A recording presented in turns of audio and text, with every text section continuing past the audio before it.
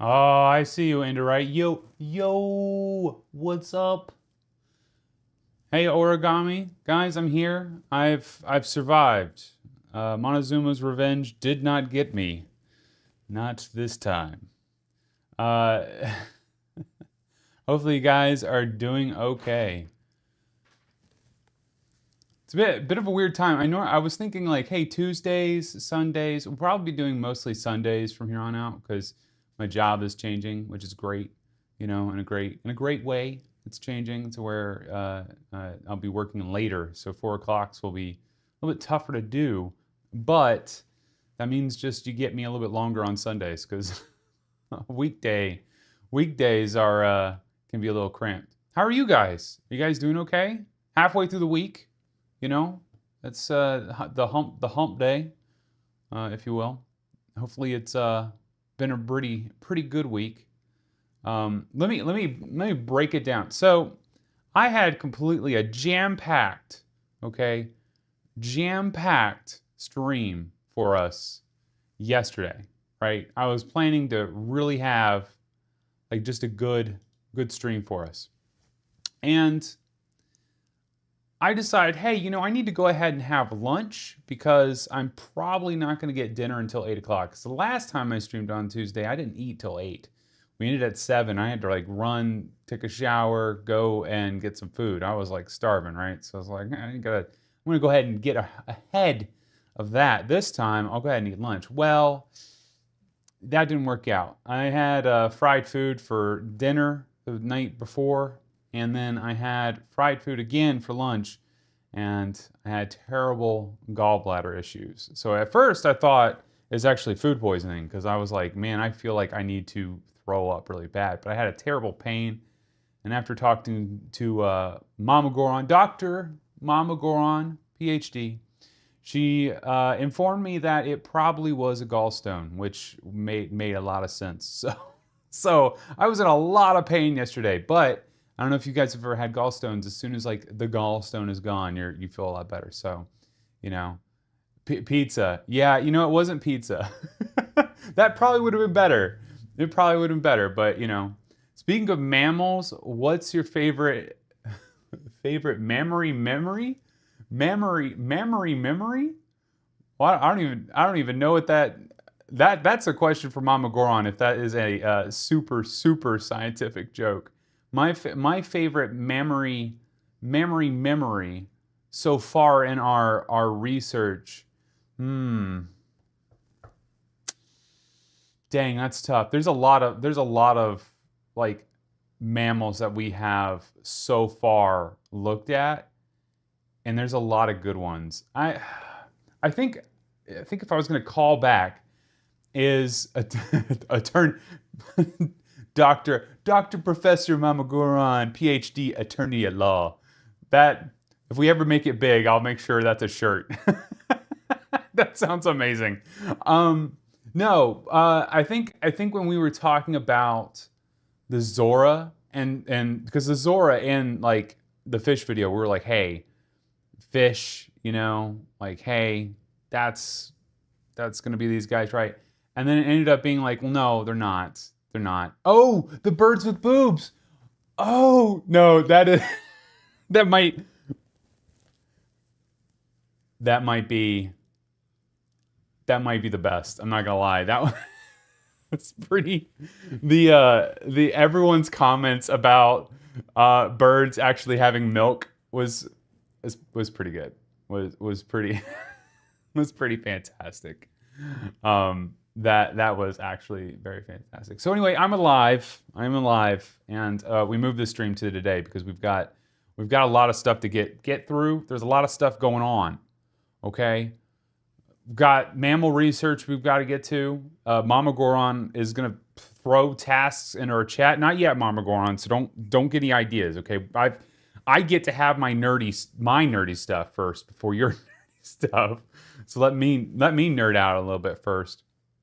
But we're gonna review some awesome lore stuff. I don't know if you guys saw the thumbnail, but Zeltik dropped. I don't know if you know who Zeltik is. You might not, but if you've heard of him, he does a ton of lore videos, and man, I tell you what, he really does a great job with lore videos. I like how he does them. So I thought we'd do a little watch along. We'd try that out, see if the internet can handle possibly a watch along, and see if we can get an idea of what kind of lore we might be getting into with the Age of Imprisonment stuff, because I'm actually pretty excited about that.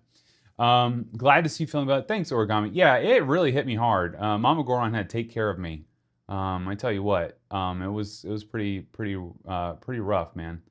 Gallbladder stuff. I've only had it happen to me one other time, and it probably I would say it happened to me 10 years ago, and I back then just thought it was food poisoning, but yeah, no, she assured me that it was probably gallbladder stuff. Gotta watch out for the Supreme Double Major Syria. You know, when Mama Goron enters a room, we all stand up. It's important. Captain, that's PhD doctor Mama Goron. Gallstones were the only time I cried from pain in my adult life. It was the most miserable. Yeah, you are not kidding. Me and Mama Goron, if she has run into gallbladder issues too. My mom's had gallbladder stuff. Yeah, gallstones suck. It is a lot of pain. And man, there's you try everything. You're like, let me try the Gas X. Let me try anti-acid pill. You're like trying everything to get any sort of relief, and there's just none there. You just have to suffer through it. So I basically was, like in pain for 8 hours, and I didn't want to cancel the stream. I was like, maybe it'll go away before 4 o'clock, and it just didn't happen. It was just, you're going to be in pain the whole time. So that's okay. We're doing it today, and then we'll probably do a stream on Sunday, and then that's really going to be where we super deep dive into mammals, because Mama Goron's going to start wagging her finger at us if we don't get some research done. she'll start getting mad. Okay, so here's my plan. If it's okay with you guys, all right? I want to talk about something I just got. Well, I got a couple things here that I want to discuss. But I thought we would talk about some other topics that are video game related, specifically to the Switch 2. And then we're going to look at, after we talk about the Switch 2 ergonomics here, I would like to talk about the lore of Age of Imprisonment, what that possibly has. And then we're going to do a little tiny break to do a little bit of Pokemon stuff, because I don't know if you guys know, but I'm a pretty big Pokemon fan. We can play Pokemon because kids. You know what I mean? So we can actually like play in front of them. You can't play Dark Souls in front of kids. That's not recommended. my 3-year-old, he does not. He thinks the fire detectors, all right, in our house shoot lasers. Okay, can't show kids Dark Souls. Not a good idea. So we're having to play games that are kid friendly, and of course, us being huge fans of Pokemon. That really, kind of jettisoned us into the Pokemon hobby a little bit further. So some Pokemon news dropped at that Nintendo Direct, and I want to talk about something called Poketopia. I don't know if that's the actual name or how you say it, but I think that's how you say it. But we saw it, and I was like, man, the ecology of Pokemon, I'd love to cover the ecology of Pokemon. If you guys, just like how Pokemon interact with each other, what they eat, all that sort of things. There's so many references in Pokemon and the ecologies. Oh my gosh, that's like a topic I really would love to talk about at some point. What's your favorite Pokemon? Oof. That's tough. I'm gonna go with Growlithe. Growlithe is my favorite Pokemon. Like if I had to stand by one, it would be Growlithe. And that's because when I was a kid, I loved the Officer Jenny episode of the original Pokemon anime where she had Growlithe. I just love Growlithe since then.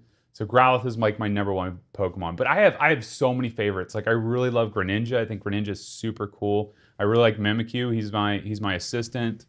Dragonite is one of my favorites. OG, awesome dragon. Although I will say that it's a bit weird that Dragonair turns into this. That's a little strange, but still super cool.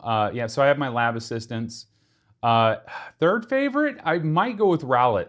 Rowlet is like close second to Greninja. Rowlett's evolution line is just it's so good. It's so good.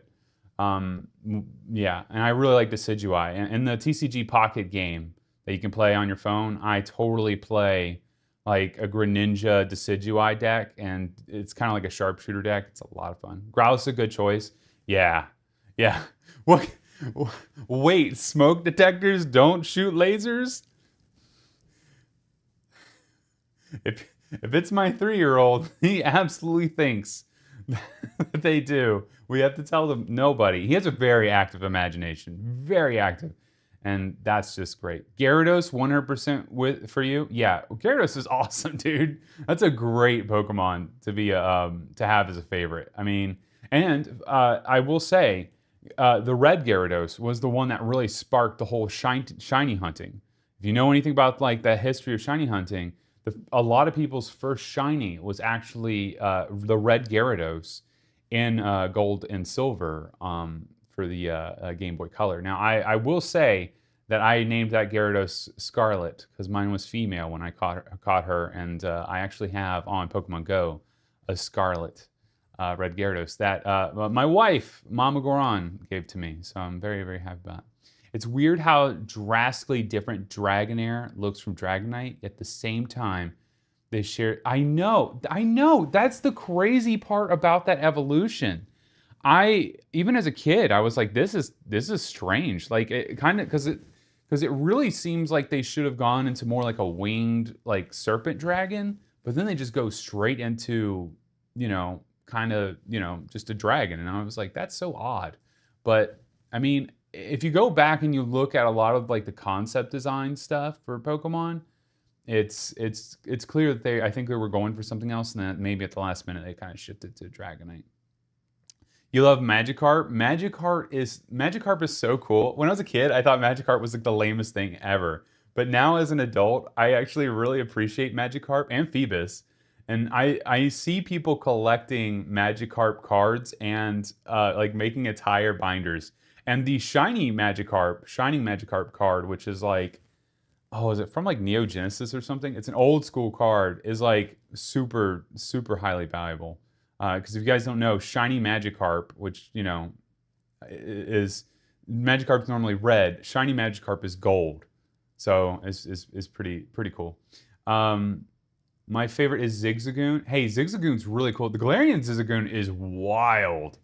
Really wild. So, yeah, Zigzagoon is really, really cool too. I really like the colors on...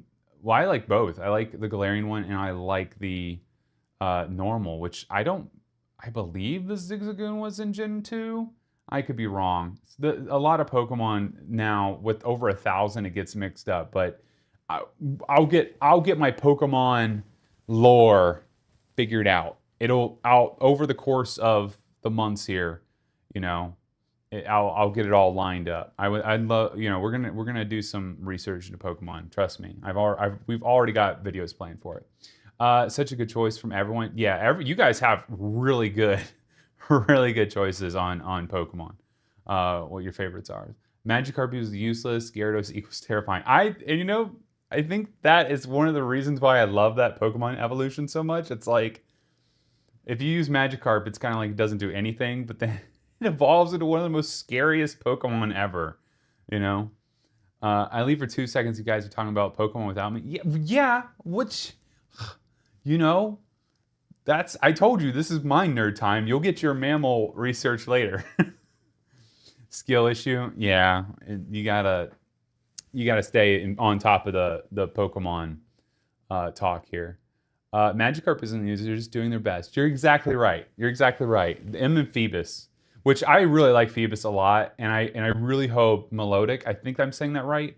But the evolve form, I love Melodic. I actually have a Hundo Melodic in Pokemon Go. Love Melodic, and I really hope it gets a Mega Evolution because I would love to see like a Mega Melodic. I think that'd be so cool. Articuno, yeah. Articuno, yeah, it's amazing. I mean, I've got, my wife's Articuno right there. You can't really see it because it's blurred out because of our lens. But she actually Mama Goron pulled the Articuno from Journey Together and called it too. You guys, Mama Goron's magical. I don't know how she does this stuff, but she literally was like, Articuno's in this pack. And I'm like, yeah, whatever. And then she pulls it, and I'm like, what kind of magic did you just what? So yeah, she pulled that back there, and I got her a really nice frame for it. So that's her Articuno up there.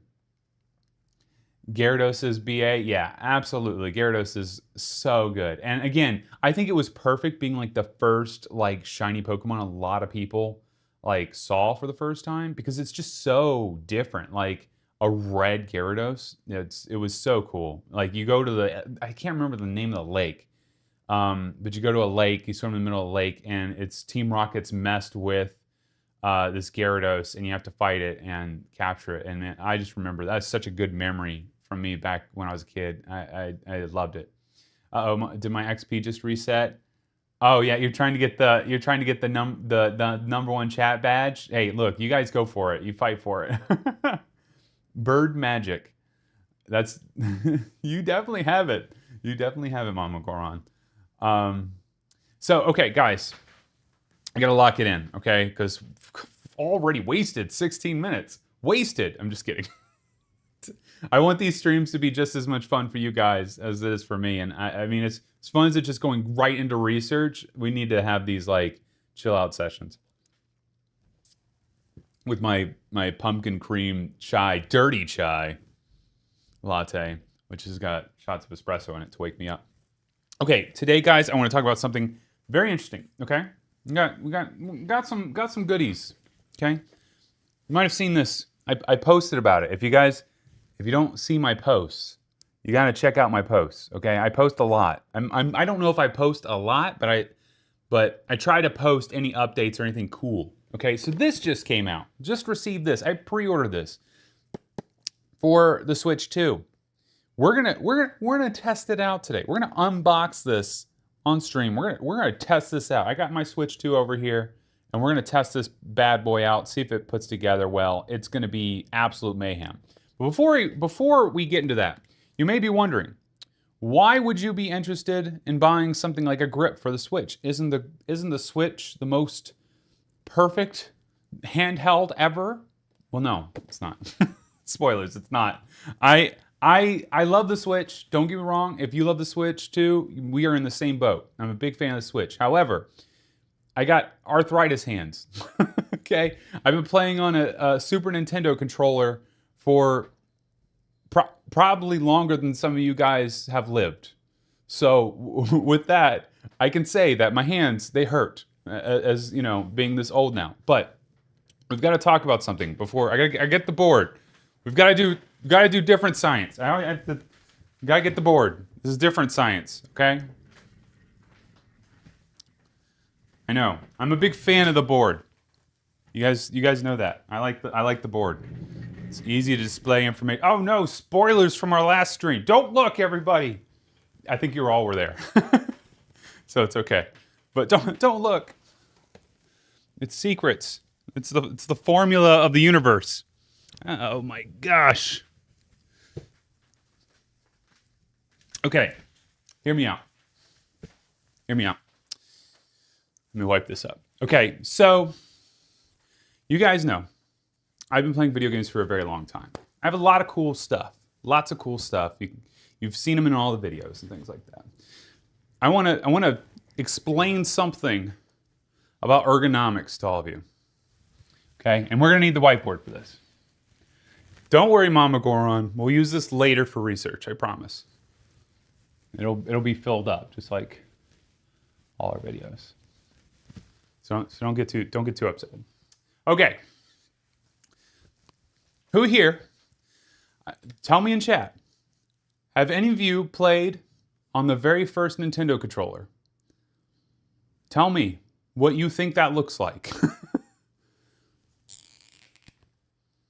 It's okay. Take your time.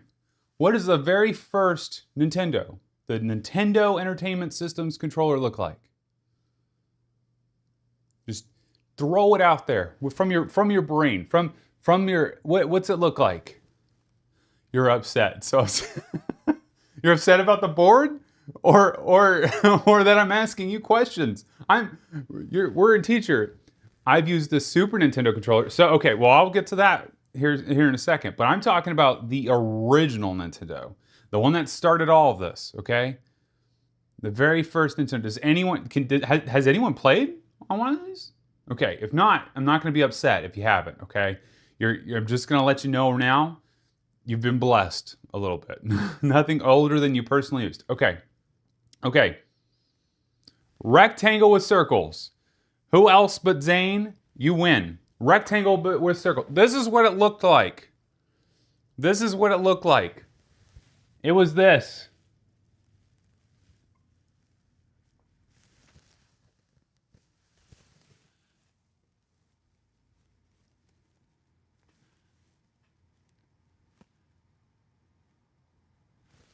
That was your first controller. It was the most basic controller ever. And yeah, it was wired just like that. Now, a little crazy Easter egg for all of you about me. My mom thought I was insane because I actually played with this upside down. I played with it upside down with the cord, went the other way. Look, I'm special. That's why you're all watching me. So this was the very first one. Now, Indorite. Okay, your turn. What's the Super Nintendo controller look like? The SNES. Okay, this one's the NES. What does the Super Nintendo controller look like? And stay with me. I know you're all thinking like, what is this guy doing asking about what controllers look like? Bear with me, okay? Bear with me. There's a point that I want to make with all of it. You've never played on the NES? It would suck to hold origami. You're getting close to my thesis here, my theory. A brick but rounded, and little bumps. Right. Single triggers. All but yep, you're right. So does the Super Nintendo? It looked like this.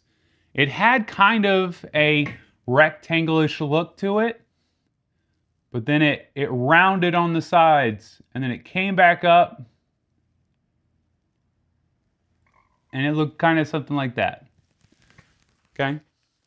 And it had more buttons than just two. When we started out, we just had the D-pad, the two buttons, select and start. That was it. This one we got an extra button up here.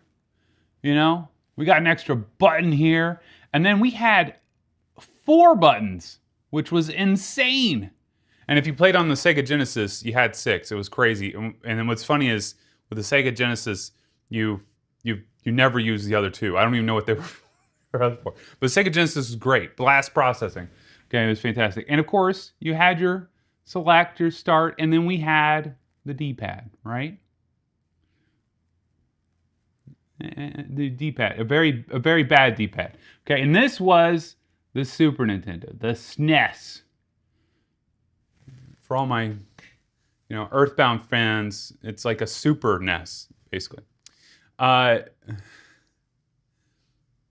That's the OG gaming for me. Dude, I played on this controller more than this one. But I played on this one a lot when I was like 3. So, yeah, I played video games when I was 3. I was really weird as a kid. Primitive PlayStation controller. You're not wrong. You're not wrong. The SNES emulator was Secret of Mana. Yeah, hey, that's the little Super Nintendo. Yeah, the one they put out, which was like the retro stuff on it. Yeah. The SNES Mini. Yeah. The select and start buttons were diagonal because that was 90s for you. Was that it? I think that was. Maybe. It might be diagonal here. I'd have to look it up. Okay. Let me ask you a question, chat. And you tell me, of these 2 controllers, which do you think is more comfortable? Just give me your honest answer.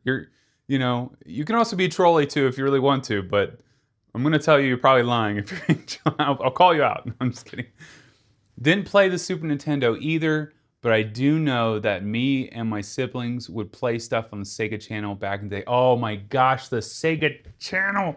Oh, I was really hoping Sega was gonna bring that back, but they were kind of They're doing some weird stuff, Sega. They're doing some strange stuff. I don't know if they're gonna bring it back, but they were like kind of thinking about doing like a Sega Netflix type deal. So you guys tell me, which would you prefer? The NES controller or the Super Nintendo controller? If you were gonna play. Yeah, the Super Nintendo controllers had their start and select buttons at a 45 degree. Okay, I'll change that. Thank you. Thank you. So they're kind of like this, I think. Yeah, heart memory's not great. N64 controller was just bananas. I'm gonna get there. I'm gonna get there. SNES would probably be better, but that controller still would suck for me. SNES all day, looks more ergonomic. So, I played a lot of hours on both of these. And if you were gonna tell me, if you're gonna ask me, which Super Nintendo controller, or I played a lot of hours on both of these. If you were gonna ask me, which controller, Papa Goron, do you want to use? I'm gonna say the Super Nintendo all day long. Because of this right here, this little curve, this nice curve. People don't realize this is jagged, man. It hurt. It hurt to use this for long hours. Your thumbs hurt, okay? All right, now someone mentioned, what is it? Who else but Zane? Zane, you mentioned, right? The N64. Now, I'm a big fan of the N64. That stuff up there, oh yeah, N64. Got my games up there. What did that look like? Well, the N64 was quite crazy, wasn't it? That's the next system to come out. Now, I'm trying to remember from my brain, so you're gonna have to bear with me, but I'm pretty sure I'm gonna start with the arms here, okay? Because it was like, whoop whoop. Oh man, was it like this? No way. I'm gonna have to look it up. I think I'm gonna redraw that. I feel like somebody is gonna take this, and it's gonna be bad. Somebody's gonna think I'm trying to draw something bad. Everyone stick with me, chat.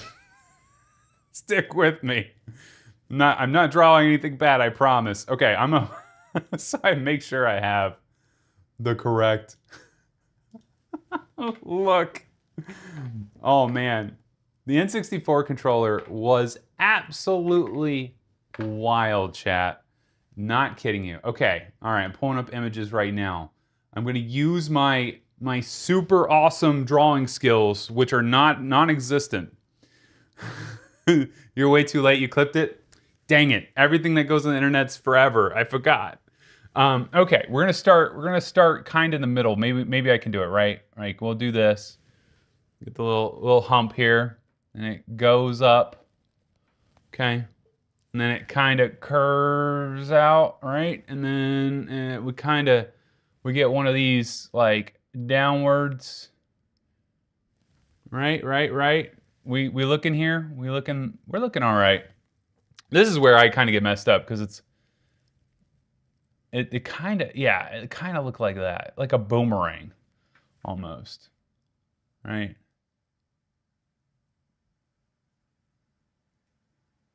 I think something like that. Maybe that's a little bit too long here. Maybe I could do like one of those.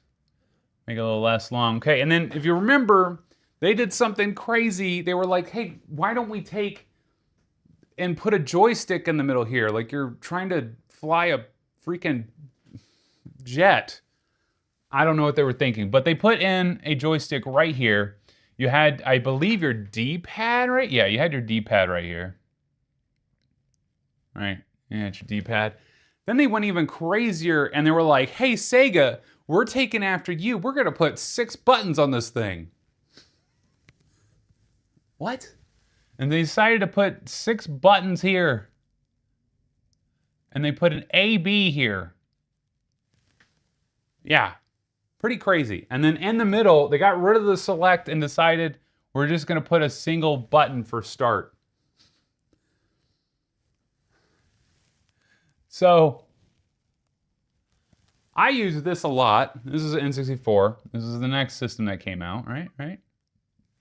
I use the N64 one a lot. I don't know if you guys have, but I used it quite a bit. Hey, Fatal Waffle, welcome. We're talking about game controller ergonomics. Welcome to the lesson. Okay, so now, I would say, and you guys can agree with me or disagree, I would say that out of these three, the most comfortable hold was the N64 controller because it was curvier. Would you all agree with me on that? Would you agree? Have you guys used the N64 controller? A joystick that always looked like it had crushed up powder and Smarties in it. Yeah, this joystick was, it was strange. It was very, very strange. And what's funny is with normal joysticks, and I'll talk about controllers now and how they look. Normal joysticks now don't look anything like the N64 joystick. It was way longer than it needed to be. And it was very hard on your thumbs. It actually really hurt to use that thing for like extended periods of time.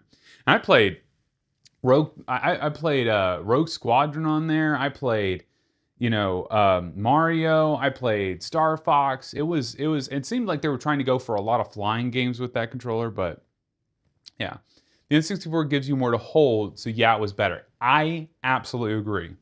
It gave you more to hold. And I think Nintendo realized that. I think they were like, hey, this here obviously was better. We should give them more curves because that makes it more ergonomical. It feels better on your hands. People can play for longer periods of time. Excuse me. So, then we got to the GameCube era. Now, the GameCube era is where things, I think, got to the best. I have a GameCube controller. This is an OG GameCube controller that I converted with the 8-bit Duo kit because I'm a nerd like that. Now, this controller is, I believe, one of the greatest controllers ever created. And I'll tell you why. One, it feels great in the hand. I can play this for a very long period of time. The triggers, fantastic clickiness to them. Feels good. Feels good to use. And the joystick is actually way smaller than what the N64 was. They improved that dramatically too. And also, as you can see here, they kind of kept those two sides here. They kept this. And that really feels good in the palm of the hand, right? So, I'm going to try to draw this for us because it's good to have a diagram of what we're talking about here. But you guys are going to have to laugh at me while I try to draw it. So, GameCube controller. This is 2001, I believe. 2001 it came out.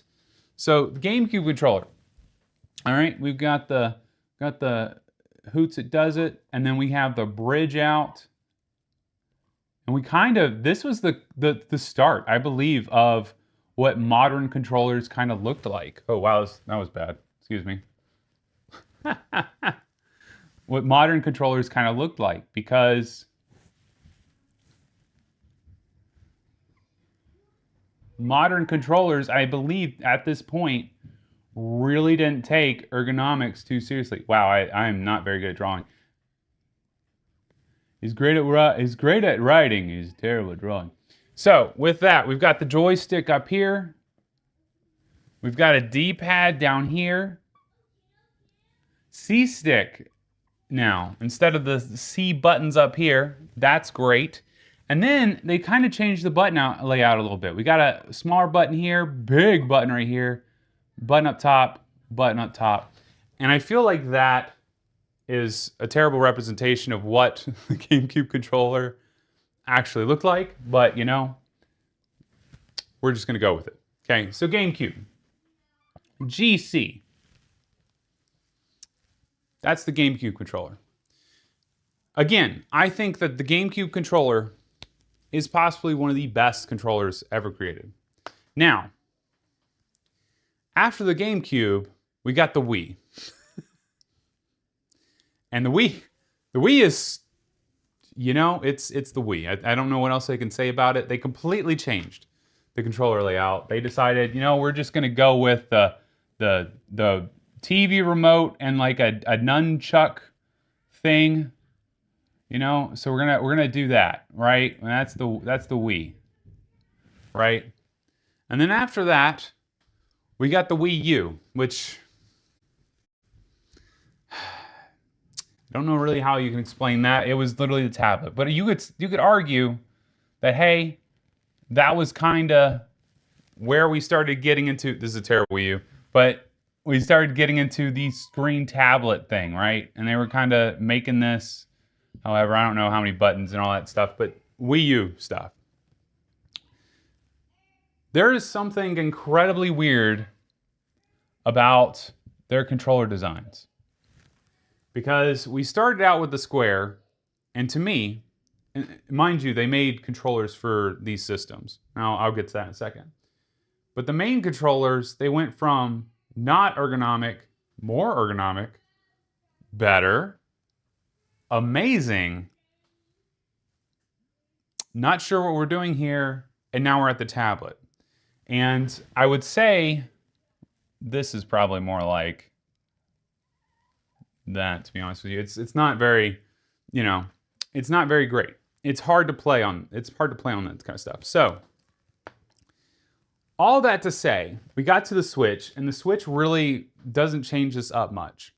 But if you remember the Switch, it was way smaller than the Switch 2, and the Switch 2 is way bigger. And a lot of folks think that the Switch 2 is way better ergonomically. I'm going to be real with you guys. I don't think the Switch 2 ergonomics are great. A lot of folks really, really want to say that this is super ergonomical. But this thing in my hands, it is not great. Like, this whole thing here, this whole ridge, digs into my hand. Like, it's not fun to hold this thing. Now, with the Switch 1, they kind of fixed it a little bit, okay? Of course, then, you know, you had to have the Joy-Con thingies with the Switch 1 and all that stuff. That's all great. But they kind of fixed it a little bit because they released third-party controllers that you can just slap on the side of this thing. And that's where I get to my next point. I like the Switch 2 a lot, okay? And as a dad, I'm like, I really want to love this device because I want to play games that I really can't, like, play in front of the kids. Like, I can't play Resident Evil in front of my kids, right? That's not good. That's a good example. Like, can't play Resident Evil in front of a 3-year-old. Bad stuff will happen. So, ergonomically, there was an improvement.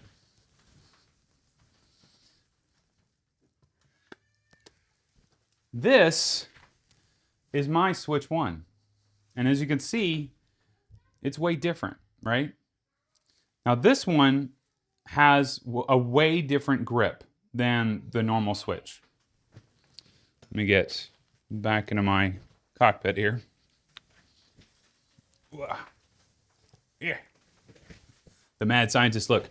So, this here is a Switch.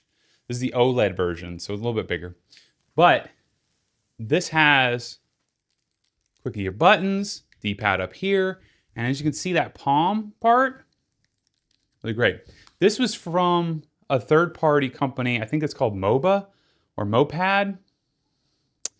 Not sure, but they make really great controllers.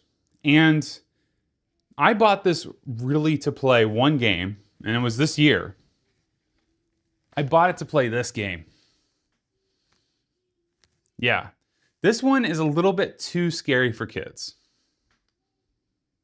So I bought this to play on the couch. And I was not going to play it on the Switch with the Joy-Cons because they hurt. They hurt my scientific man hands. So I bought this. And man, let me tell you, this, oh my gosh, guys, this feels amazing. It is really hard to go from this to this. Like, really hard. Like, not fun at all. This hurts. Like, hurts my hands. So I actually, right now, I'm refusing to even play the Switch like without a Pro Controller. I see you mentioned the Pro Controllers. The Pro Controller on the Switch 2, fantastic. When I do our research, I use the Switch 1 Pro Controller. I love it. I love the Switch 1 Pro Controller. I really, really do. So I hate the ergonomics of this thing, really do. And so today I want to see if we put this grip on here, we put this on here, if that can mimic this setup here. Because if it can, that makes things better for all of you guys and makes things better for me. Because you guys could go out and be like, hey, this thing's great. Now I'm going to tell you right now, there are so many people on the interwebs, on the YouTubes that are pushing this thing hard. Oh, go get this Satisfy grip thing. This just came out. I'm skeptical because this is supposed to hook on the Switch and be able to go in the dock and all that stuff. And we're gonna find out if it does. But I'm very skeptical if this actually is gonna improve the Switch 2 at all. Because as you can see with, the Switch 1 I have with the mopeds on it, mopeds, they are just so much better. Incredible difference. I have a Steam Deck as well, and I feel like the mopeds are way better. The moped controllers, just way better. And they work like Joy-Cons and stuff too. I gotta catch up on you guys. Sorry, I had to get through a ton of stuff there, make sure you guys know what the theory is, the thesis here, what we're getting at with our terrible drawings. Don't judge me too bad. Of course, they cost more money, so it sucks. Yes, I kind of feel like it's a thing with Nintendo that they do it on purpose. There's no reason why they couldn't put out like a version of the Switch that has better like ergonomics to it. I mean, you see them. They literally were going that direction. They could have kept it something like this and even have Joy-Cons that are like this. And there's actually Switch 1 Joy-Cons you can buy third party that are like a GameCube controller. But as you can see, they just fell off. I know my rudimentary drawing here is not very good, but you get my point. Let's see here. I didn't have the console until college. I remember going to Walmart and getting in front of people for the Wii. It was very hard. It was very hard to get this back in the day. It was very rare. Nintendo and their like quantities out there, it's always been tough. Although I will say the Switch 2 has actually been pretty good. I mean, like I think I could go to Walmart right now and pick one up, which is quite different than what it's normally been when it comes to Nintendo products. Okay. The only problem, the thing is you're gonna try out is it probably won't fit the skirt pockets on the Switch. Yeah, you're right. Like that's the thing is we're gonna try this out. We're gonna see if it makes any better. This thing claims that it can fit in your Switch 2 dock. It claims that it's going to make it more ergonomic. And if you look at it, it's got like the curvatures that we need, the curves. You need the curves. You got to get the curves with the controller. Someone mentioned the PlayStation controller earlier, and the original PlayStation controller I felt was way better than the Super Nintendo and the N64. I felt like the original PlayStation controller was just so much better. Now, and you can kind of see they were not like kind of copying a little bit, copying the homework of PlayStation. Because they were really, with the GameCube, they were trying to go up against the monster of like PlayStation at that point. And I mean, the PlayStation 2 is, I think, the greatest, selling console ever. So, all right, we're going to crack this open. And then I've got some more controller stuff before we start getting to Zeltik stuff. But we're gonna crack this open. It's gonna get crazy in here. Hopefully I don't knock over anything. So let's see here. How bad is this to attach? What do you guys think? Do you think this is gonna be really hard? It's gonna look ugly. If you're worried at all about how your console looks on your you know, TV stand, I think that this might not improve it. I don't know if it'll improve it or make it look a little bit better. Oh, the tape. It's always so hard to get this stuff open. Ah. There we go. Oh man, see, asymmetrical ergonomic hand placement. Look at this. Oh. They tell you what each of the things are. Maybe we should move the cam down a bit. Well, I don't know if we want to move the camera down a bit. You know what I'm saying? I'll keep it up here for you guys. All right. Did not lift out the way I thought it was going to. All right. That's it. That's some very light packaging. Well, it does say, hey, install your Zen grip this way. It's literally just tells you the instructions up here. And I don't think there's like any accessories or anything in this. It just looks like it's gonna snap right in. Nothing. What's in the box? Well, there's nothing. Nothing in the box. That's it. It's just the grip. Align with the bottom of the device. We gotta align with the bottom of the device and press gently. Press it down. So it should really just slide on. So we're gonna see if it does. I can tell you right now, just how I have it in my hands, naturally my palm, it does go to the correct area. So we'll see. Let me move my keyboard. Yeah, when I put this together, the 8-bit Duo kit, I don't know if you guys are tech savvy at all, like soldering and things like that. This was actually quite easy to do. So if you have an old GameCube controller and you want to make it into a wireless controller, I highly recommend that kit. I almost made a video on it, but with our research, our research videos kind of took priority, as you might imagine. You know, everyone wants to see the animals. The animals. Okay. Switch. Let's see how I can do this for the camera. It says to just slide this bad boy in. Get ready for the switch to break, everybody.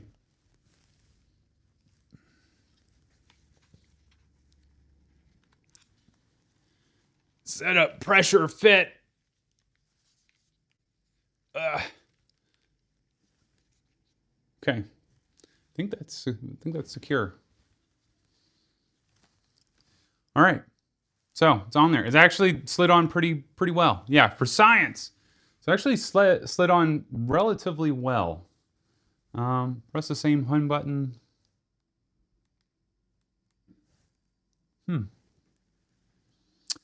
This is interesting. So this is what it looks like. You can see I'm right now playing Silk Song. My first thought was this does not look great. You know, it kind of looks like it won't, you know, like it doesn't look good. Like to the point, like because you look at the GameCube controller, like, ooh, that looks like it might be too small for my hands or might not feel good. This actually feels okay. Let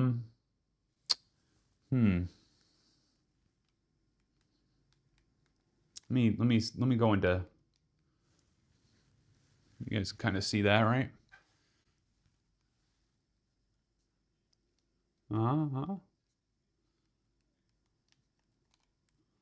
Yeah. I hope that's not spoilers for any of you guys. So, I'm going to say pretty good. Pretty good. But here's the question. Does it fit in the dock? That's right. Does it fit into this? I came prepared. Scientists always come prepared. 90% of the time. I work with a lot of scientists, so I can't actually, like, legit, so I can't really say that they come prepared all the time. So, not you, Mama Goron. You are the most prepared scientist I know. Okay, here we go.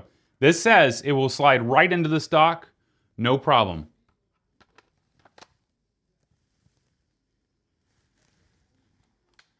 I think it did. Oh, there we go.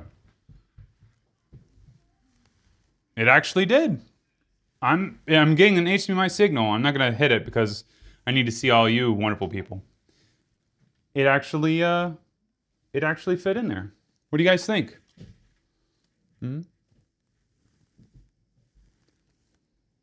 Not too bad.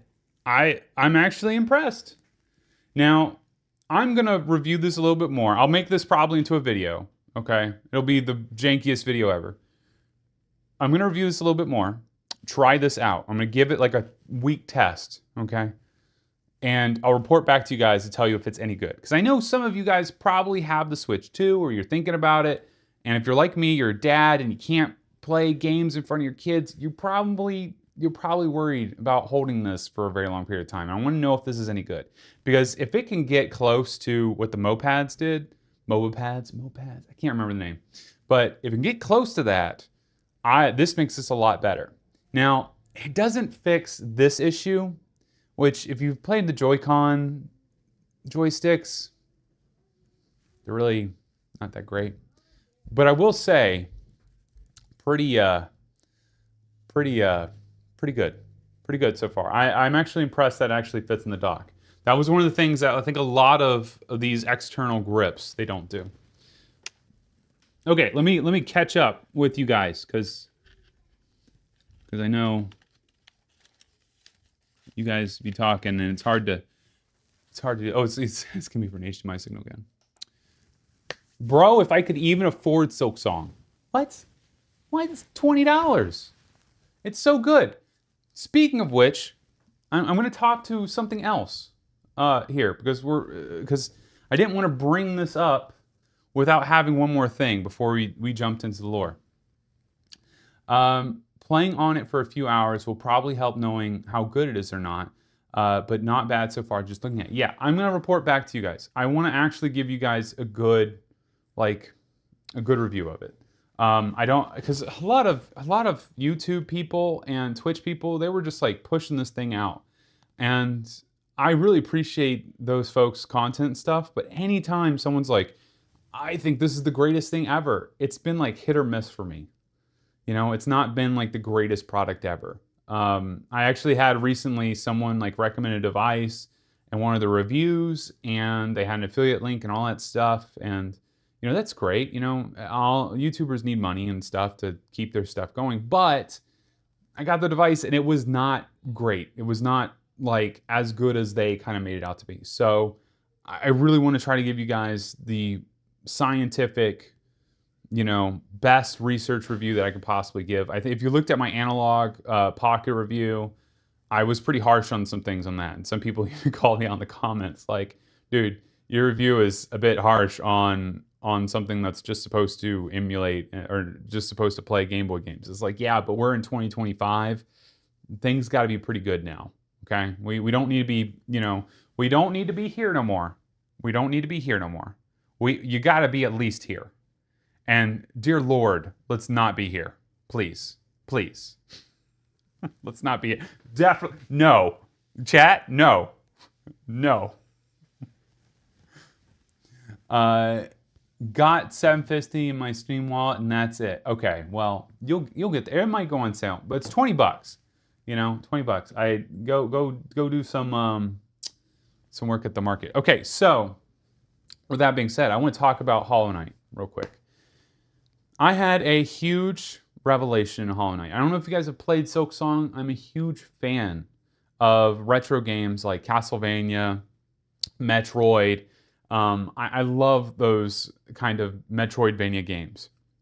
And so when Hollow Knight came out, the first one, I played basically all the way through, but I didn't, something happened in life and I couldn't play all the way through. Yeah. So like everyone else on the internet, I was incredibly excited when Silk Song was basically announced recently. I wasn't one of those people like in everyone's chat like, hey, when's Silk Song coming out? When is it coming out? Show us a trailer. And then finally it dropped, and you know, I wasn't one of those people. I was like, hey, you know, we haven't played a game for us in a long time as a family, and this seems like it's not too scary. Let's pick it up and see if it's good. Now, it's a fantastic game, but I will say that I was having a lot of trouble in that game, not because of how hard it is, because I'm gonna be real with you guys. I play a lot of Dark Souls games. I play a lot of hard games. There are some parts that are very hard. Mama Goron can attest to me cursing. You don't normally curse. Cursing at the game. But that just comes with it, okay? When you're playing Dark Souls and stuff, it just comes with it. The game was really hard and stuff like that, but the problems I was having most of the time was actually the fact that the joystick was not allowing me to do inputs correctly. So let me explain. So I normally was using the Pro Controller for the Switch 2. This is not the Switch 2 Pro Controller. Sorry, it's in the other room, and well, I'm locked in here, and if I go outside, my kids will tackle me, and it's war at that point. Teaching kids bad words. That's what we do here at Papa Goron. Just kidding. But here's the problem I was having, okay?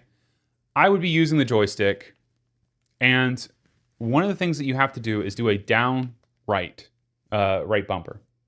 And that'll allow you to use one of your tools. Now, when you're playing that game so fast, and you do an up right bumper, you might be jumping up and then over, and then you might accidentally not click this. So it became very hard for me to actually get the inputs right. If you know anything about, like, for instance, Street Fighter, where you would, do your Hadouken, your fireball, you would have to do like a down, over, and then fireball. And back in the day, we had the D-pad up here. You had the D-pad up at the top. But then once we got to GameCube and, in Xbox, they started putting this up here. And it's really hard to use the D-pad on this. So I picked up something. I picked up this. Now, this looks very familiar, doesn't it?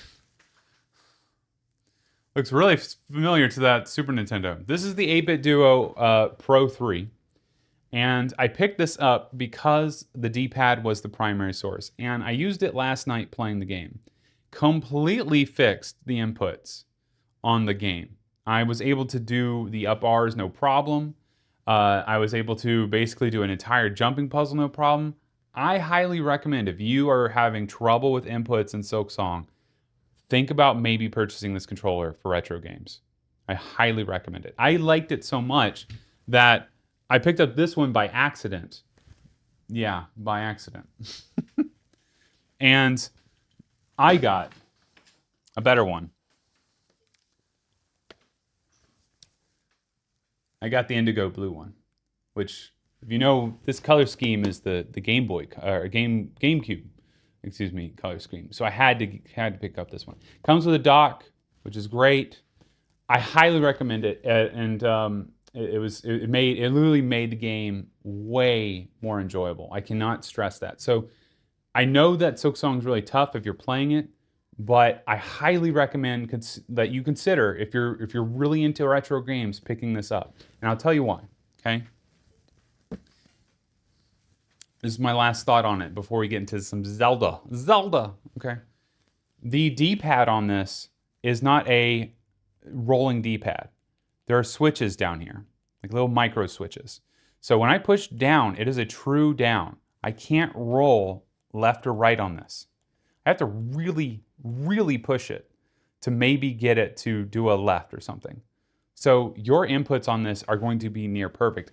On top of that, you have two programmable buttons up here. Let me just do this. Two programmable buttons up here, this and this here, that you can program on the fly.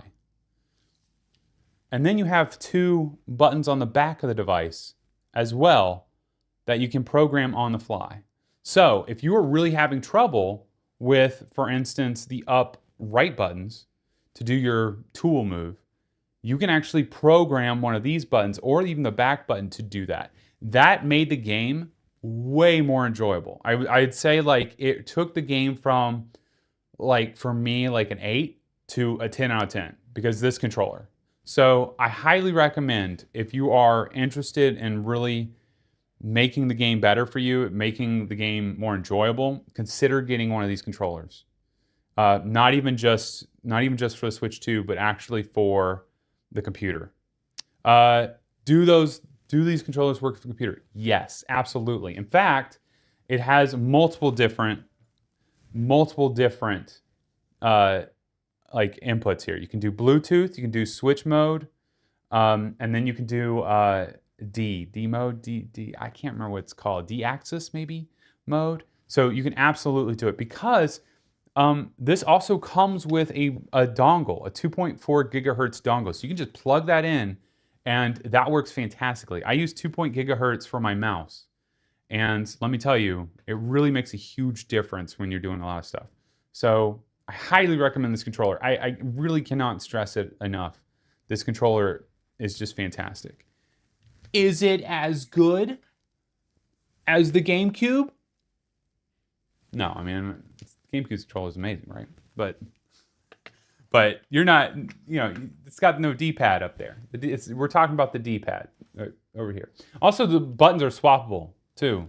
So I may come out with a review for this, may not, but I definitely am going to review that grip for the Switch 2 because my fellow dads and folks that have young kids, maybe young brothers, can't watch games, would be interested in it. So more ideas of what good controllers out there.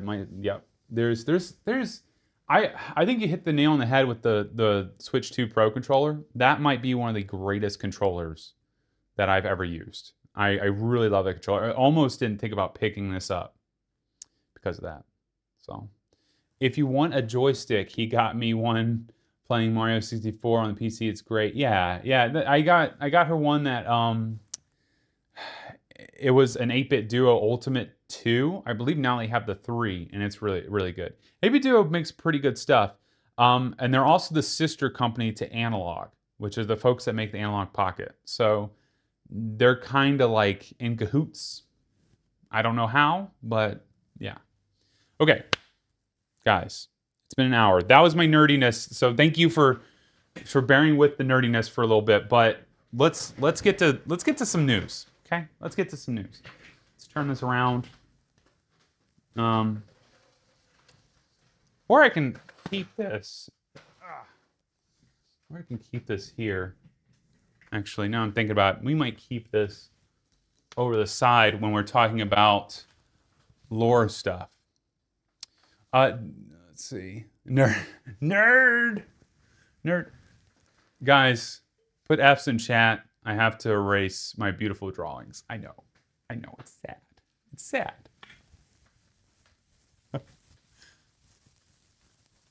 Oh, man. Nothing makes me happier than making a buffoon of myself with, drawing. Okay. Guys, I don't know if you have seen, but there was recently an Age of Imprisonment trailer that dropped. However, okay, I have two things for you. I have a surprise for you. Would you guys, I'm going to let you decide in chat, would you guys like to see the Age of Imprisonment trailer first and then Zeltik's video? Or would you like to see a surprise? Because I have a surprise for you because I felt really, really bad about being sick yesterday. I know it's not my fault, but I felt really bad because it's like I really tried to hype these up for you guys. You guys have something cool to watch. And honestly, we're not expecting you awesome people here. Absent chat. Sorry. Salute the whiteboard. So do you want a surprise first? Or do you want to go into the lore stuff? As I drink my pumpkin dirty chai. I'm letting you guys decide because we're going to get to it either way. But I wanted you guys to know that I went and created something for you guys. Surprise? Yes, absolutely. And just a little I like to reward you guys because you guys are doing the research stuff with us. So like it's important that you guys are here and you get things, you know, for being here. I want you guys to feel like you're a part of a community. It's important to me. Okay, surprise. Surprise? Okay, surprise, surprise. All right, folks, let me get this out of the way. Okay, folks. I am working on how long it takes to cross Hyrule, the video. And I want to show you part of that video before anyone else gets to see it.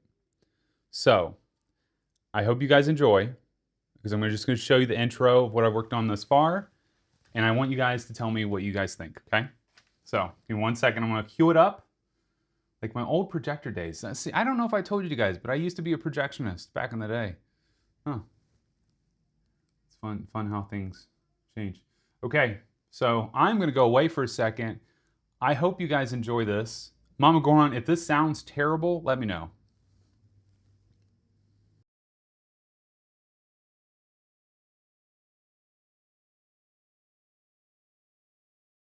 There are a lot of mysteries in The Legend of Zelda Tears of the Kingdom, but one mystery is so big it literally spans the entire game. How long does it take to cross Hyrule? From one side of the map to the other without teleporting, without climbing, and without any awesome gadgets. Just Link with his own 2 feet. Today, we're going to answer that question in the only way that makes sense, by physically crossing the entire kingdom. Twice. Once on horseback and once on foot. That's right, I spent literally hours jogging and galloping down roads, all to research how long it would take a merchant to travel from Hateno Village all the way down here to Rito Village all the way up here. Because sometimes, in the name of science, you've got to sacrifice your sanity. And, a perfectly good horse. Sorry, Epona. But before we get started with Hyrule's 20th annual marathon fun run, let's lay out some rules. We're using Tears of the Kingdom's Hyrule, not the compressed maps of Ocarina of Time or the NES originals, where you could, you know, shoot an arrow and hit Death Mountain from Hyrule Field.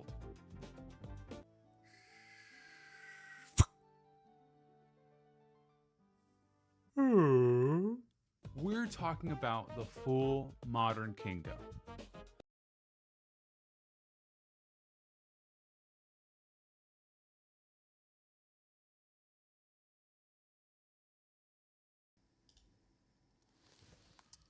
What'd you guys think?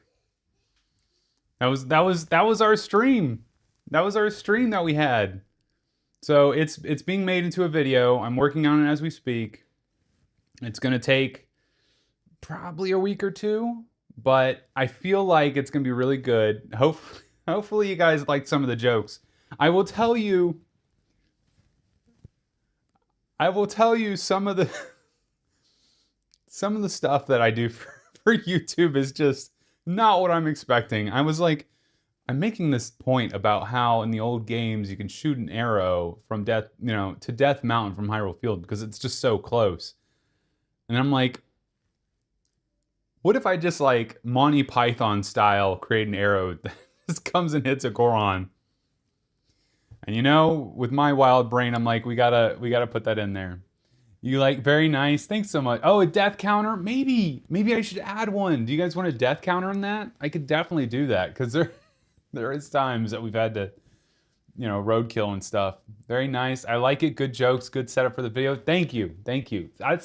I'm hoping that it draws in more awesome people like you, so then we can really like build this community up. I want to build up a lot of scientists with you guys. You know, you all are our researchers with us on this mission of finding this really good, these really good answers to these questions that we have. So, I was enjoying the video. I almost forgot I was watching a live stream. I'm really happy to hear that. I try really hard to make them engaging at the beginning because I don't know about you guys, but I really hate going to like a YouTube channel and seeing somebody like, and I've done it. If you go back to my old stuff, it's like, hey guys, today we're talking about this and it's going to be really great. And let me spend 6 minutes just kind of monologuing, right? And then they show their logo and it like flips around and that takes another 30 seconds. I like to just ask the question from the very beginning, and then that way you're immediately like, oh, this is what the video is about. Let's do it, you know? Bro, I would love bloopers.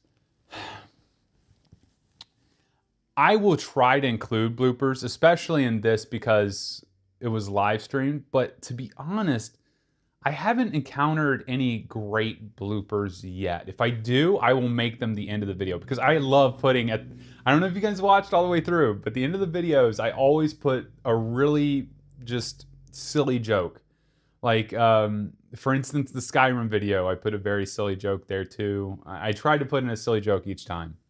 I want you guys to get to the video and then want to see something a little bit extra at the very end. And maybe tease like the next thing that we do. I did get one of my siblings to start watching your videos. I'm so trying to get you more fans. Thanks, man. I really appreciate it. If you guys, especially, there's going to be, I'm just going to be very bluntly honest with you guys, okay? There is one video that I really want to do well, okay? All our other videos could not do well. And this one video is the one that I hope does well. And it's going to be the one where it took us a year to research all the animals in Zelda. That video is going to come out in December. That's our plan. And it's going to be, I'm talking about like, it's going to include all the research. So when it comes time and that video is ready, I'm going to ask you guys to please like share it as much as you can because we want to do this. Like we want to, you know, employ Mama Goron, get her fully on this. So then that way, you know, you guys can have research and have entertainment and see things from a different point of view from a doctor. And then that way we can make videos and do more of this stuff because we really enjoy this stuff. This is a lot of fun.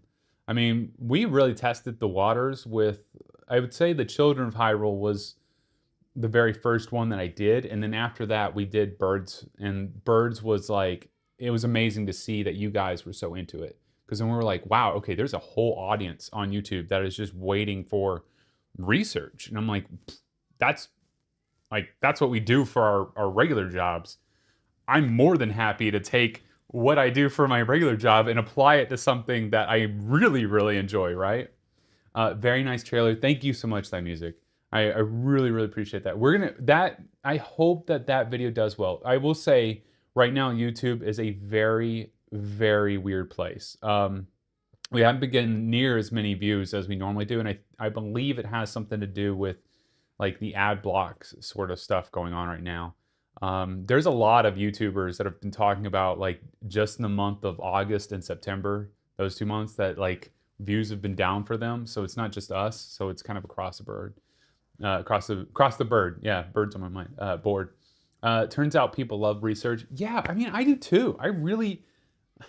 I will say there's a couple of people, YouTubers that I really enjoy watching because they do research. Wendigoon is like one of my favorites. I'm just going to be blunt with you guys. Like Wendigoon is one of my favorite YouTubers because he does so much research and he has a team of researchers doing that stuff too. He has like on his Wendigain channel, like he has a team of researchers. So I really love his channel because he does such crazy research. Now the topics are less kid-friendly, and so we're kind of hoping to do more kid-friendly stuff because, you know, we have kids. We will do some, there are some topics that we're going to go into that are a little bit, you know, less lighthearted, but, you know, and then I also really like, I really like the funny and humor side of Papa Meat. I don't know if you've seen Meat Canyon and Papa Meat's videos. Definitely not kid-friendly in the slightest, but I really love the writing and the jokes he puts in. I think that's fantastic. So those are some of my favorite people that do research on YouTube and like kind of put that. I think they do such a good job. And there's so many others too. I follow so many other people that just research and then present it. And it's exactly what we love to do too. I mean, for my main job, I do lots of research stuff. on different things, and then report back. So it's in my wife. That's literally what she's been doing forever. Mama Goron. So, okay, guys. We gotta watch some other videos. I know we just watched the fun stuff, the surprise. Thank you again for bearing with me that yesterday, being sick and gallstones, it all sucked. That's fine. Thank you so much for just bearing with me on that. We're probably gonna stream on Sunday too, so definitely be aware that we're probably gonna stream on Sunday. So that surprise video, that was just for you guys. That was all for you guys. Do you have a Discord? No, we do not. We do not yet. And I know that the cool YouTuber thing to do would be to get a YouTube Discord going on, but that's all in the works. It takes a lot of time to kind of plan that stuff. We also would love to do at some point Patreon, and love to open up memberships for you guys, because clearly, I mean, just looking at these streams, you guys love being here, and we want you guys to have a community for you guys. For this research to be involved and things like that. So a Discord we will do at some point, either Discord or something along those lines. Just kind of depends on where we land. But primarily the biggest thing right now is the research. You'd make a server. Yeah, well, we might ask for some help on that. We'll have to see. Mama Goron wants to do most of that stuff. She likes to do the setup and things of that nature. Okay. So, guys, we have got to look at Zelda lore stuff.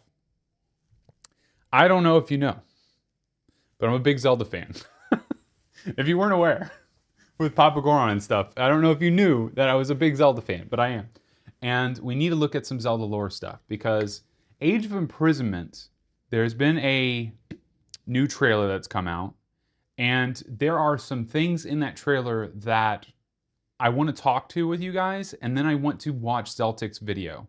The reason being is because I have some theories of the lore in that game and how it's going to kind of change how we look at Zelda. Because we even kind of hit, I think we even hit on it in our last stream, where we're talking about like the soul of the hero and how, like Link is continually reborn and stuff. And then we see a character in Age of Imprisonment that kind of looks like Link, but is some sort of construct. And so I'm theorizing that maybe Nintendo's going that direction, which would be incredibly, like an incredible coincidence that we just talked about that. It's dangerous to leave Mama Goron in charge. This is true. This is true. Before I get any further, I should probably put away my box cutter. Not a good idea to have this out. That's how you get an eye poked out. Okay, let me get us queued up here, because I don't know if you guys have seen the trailer, but I want to put it up here in case anyone, because I've seen you guys have watched these streams like after they've gone live. It's actually like you guys have seen these streams post. So I want to bring up the trailer, and we're gonna watch that together. Mama Goron, you can, A Link to the Past, maybe? Oh, maybe. I would really love to actually play some games with you guys. We have thought about, when we do like Patreon stuff, having like a Q&A, just like hangout session with you guys, where me and Mama Goron sit and we play old games and things like that. Maybe even, Mama Goron's trying to get me to play a Tingle game. I don't know. We'll see. We'll see about that. Let's see here. There is 912, I think, is the latest one. Yeah, okay. Let me get this queued up for us. There we go. Okay. Get to see the beautiful vidIQ there. Give me some details. Okay.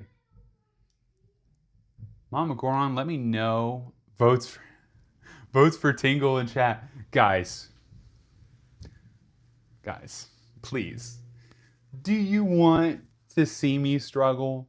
Do you really want to see me like just go through a painful video game experience? Do you really want me to play a Tingle game? I mean,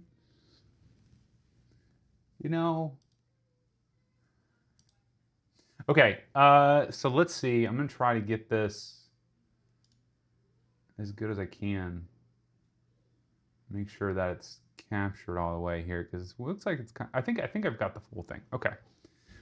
Yeah.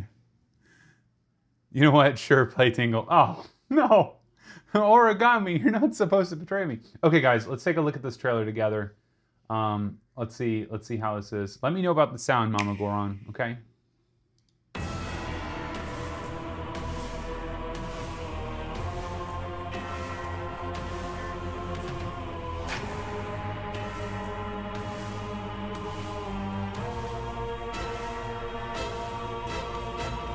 There's just so much going on in this trailer.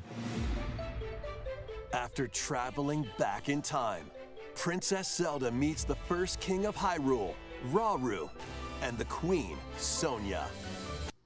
Okay, I just want to point something out. If you don't know, Rauru is a callback to the Ocarina of Time Sage of Light. So I just find it, every time I hear the name Rauru, I think of the owl in Ocarina of Time. Sounds good, maybe slightly loud. Okay, I will turn it down. Okay. She joins them to take on Demon King Ganondorf in a conflict that will come to be known as the Imprisoning War. One man has to go back into the past, and he must defeat Demon King Ganon. That's literally the voice that's going on. Little Tortilla Boy. Take on hordes of enemies as you fight alongside your allies. Like this brave Korok. Okay. The Korok is really cool. Very interesting, though. Get familiar with your allies' abilities so you know which character to swap to in any situation. Zonai devices can bring water, wind, and other effects to combat. Make strategic use of them. I think to this was a counter great your decision of them to enemies do and alter this. the flow of Oh my battle. gosh, that's a lot of redeads. Pair up with nearby allies to unleash mighty sync strikes. Depending on the pair, sync strikes can deal high damage. Okay, I want to or play. have a I want to play variety of them. other I want to effects. play the Gerudos. Invite a For friend sure. to fight alongside you in split-screen co-op. And with Game Share, you can play together on 2 separate systems, even if only one player Nintendo has saying, the game. "Hey, buy our systems because you can play on both systems." Although you can say that the Switch is gonna have trouble. Okay. Uncover ancient truths that were only glimpsed in The Legend of Zelda: Tears of the Kingdom. What is this? Is when we got to like all the other stuff was fine, and then I saw this part, and I literally thought like, are we playing like a Gundam game? Are we playing like a jet fighting game? I do hope they do something with Link in this and doesn't overshadow Zelda, since this should be her half of the story. Yeah, I agree with that. I don't think that they need to do a ton of Link stuff. Yeah, I mean, I think that they could do a little bit, but they need to tell this side of the story because we know what Link's side of his story is already in Tears of the Kingdom. When I saw the scarf around the Korok neck, my first thought was Hero from Skyward Sword manga. That's interesting. We might have to look that up after we view the trailer. We're almost done, but anyway, guys, this was when I saw this part and when I thought this is really interesting. Like, what is going on here? We're flying around, and I just kind of immediately thought it was the construct from Tears of the Kingdom. Hey Fireboost, how's it going? I hope Link is not in the game at all. Don't need to be present. We all play Tears of the Kingdom. I agree, 100%. Okay, this is Zelda's story. This is her timeline. Let this be something where it's her and it involves her character. We don't need Link coming in here and overshadowing, because I want 2 pieces of the story, not hey, Link just shows up every time. But this character is very interesting because it looks like this is a different character here.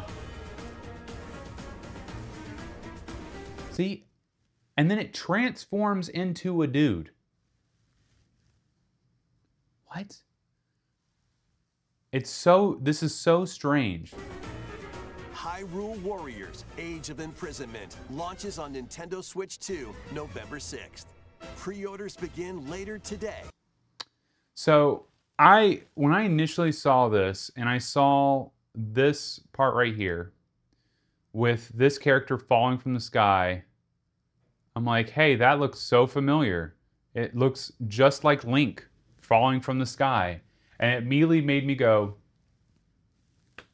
of course, they are going to, in some aspect, bring Link into this. I would have been fine if Link wasn't in the game, but I don't hold out any hope that he won't be in the game. Just want Zelda to have her story. Yeah, exactly. So they wanted a robot, I guess. Well, and that's the thing. Origami, you brought up, I believe it was you that brought up that there's a soul of the hero, you know, and that the soul of the hero always comes back, and then Link is like reborn. And I saw this, and I thought, like, is this a construct with, because remember the spirit temple, right? She had a construct, the Sage of Spirit, the Spirit Temple in Tears of the Kingdom. She had a construct. That was her thing. And here we're seeing a construct. Did she utilize her powers to bring the spirit of the hero? That is my immediate theory, is that this is like the spirit of Link and not a direct version of Link. And it almost seems like they're implying that with the way that this character is falling from the sky, very similarly to how Link does when he just jumps off the Sky Islands in Tears of the Kingdom and falls down. And so I hope that this is a side character. One, they can't talk, so Link barely does that anyway, so that would be great.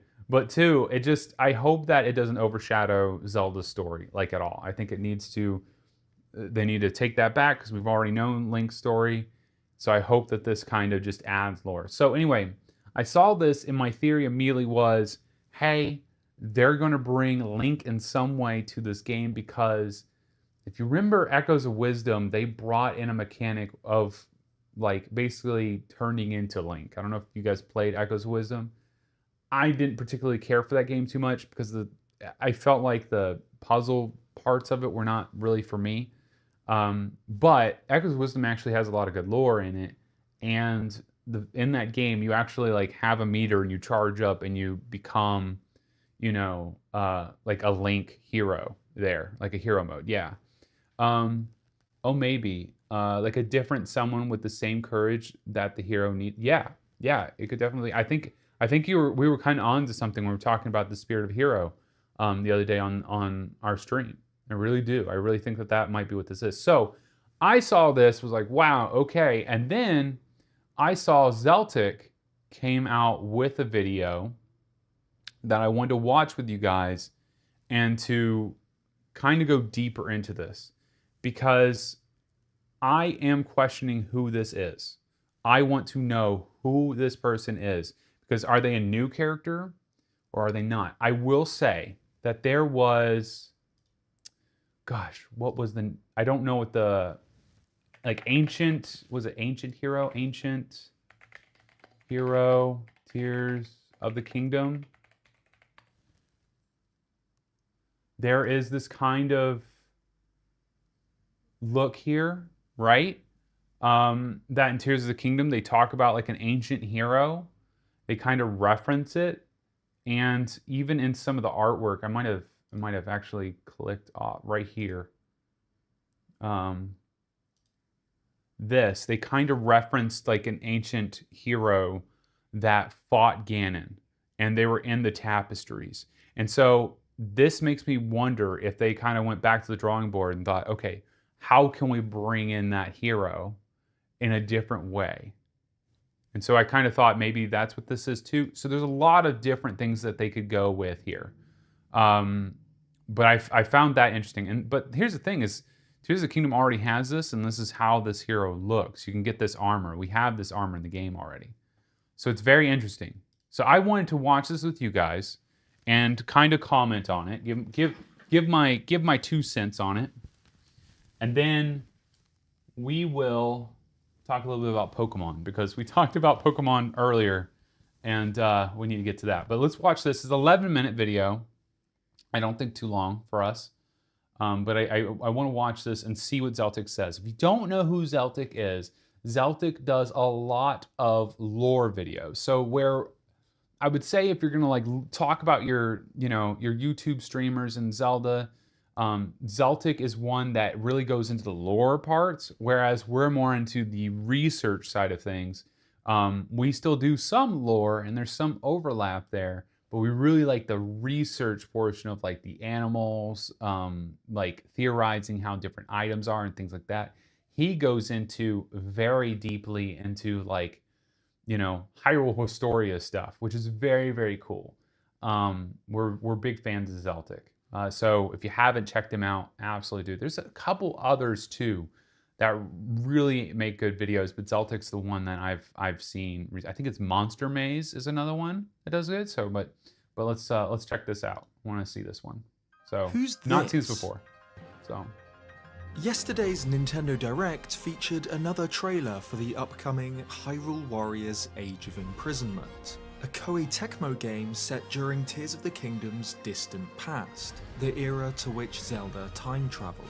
While this will be a Warriors-style game, like Age of Calamity and the original Hyrule Warriors game before it, Nintendo have repeatedly made a point of clarifying that this story is canonical, that these So, fans of the Legend of Zelda series and players of both Legend of Zelda Breath of the Wild and Legend of Zelda Tears of the Kingdom can experience the thrill of battle in this canonical tale featuring Princess Zelda, King Rauru, and familiar characters. So this was made a point by Nintendo, and I think that Zeltik is going to talk about it here in a second, but Hyrule Warriors was kind of like the Disney Marvel, if you will, of Zelda. It was just kind of like they're throwing a ton of stuff in there, and it's all kind of fun and stuff. And it kind of was like Age of Calamity was that as well, but it kind of leaned a little bit in the story. And a lot of folks actually just go ahead and say, "Hey, Age of Calamity, that is just canonical for them," but they never specifically said it was. But this time they're saying, yes, this is going to be canon. Which is really, really cool to me. We've never really seen that before. I think the only other time we've seen another company take a Zelda game and actually do something with it and it be canonical was Seasons, Age of Seasons, and Ages. So those are two very old games, and those were made by Capcom. Which they're fantastic. Someday maybe we'll play them on stream, but those were made by Capcom. So this is really interesting. Very, very interesting. are the events leading up to Tears of the Kingdom. And most of what we've seen in the trailers seems to support this. So far, everything that has been shown are things that we know existed during the Imprisoning War, or things we could assume existed then, like this Korok character. This Korok, interestingly enough, and I really love that they did this, they gave him the Forest Dweller swords. So that's really, really cool. Because the Forest Dweller sword, I actually use sometimes because it's easy to break in Tears of the Kingdom, but it's cool that they gave the Korok that. Everything seems to make sense. The game will be a fleshed out, horde combat filled look at Zelda's time in the distant past. Everything, that is, except for this. The trailer before this most recent one ended with this shot, where we see a Zonai door, not unlike those found in the Room of Awakening on the Great Sky Island, as a familiar theme plays.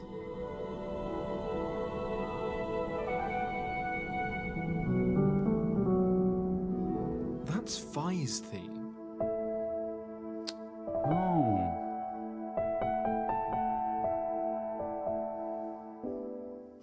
That is definitely not where I was thinking this was going to go at all.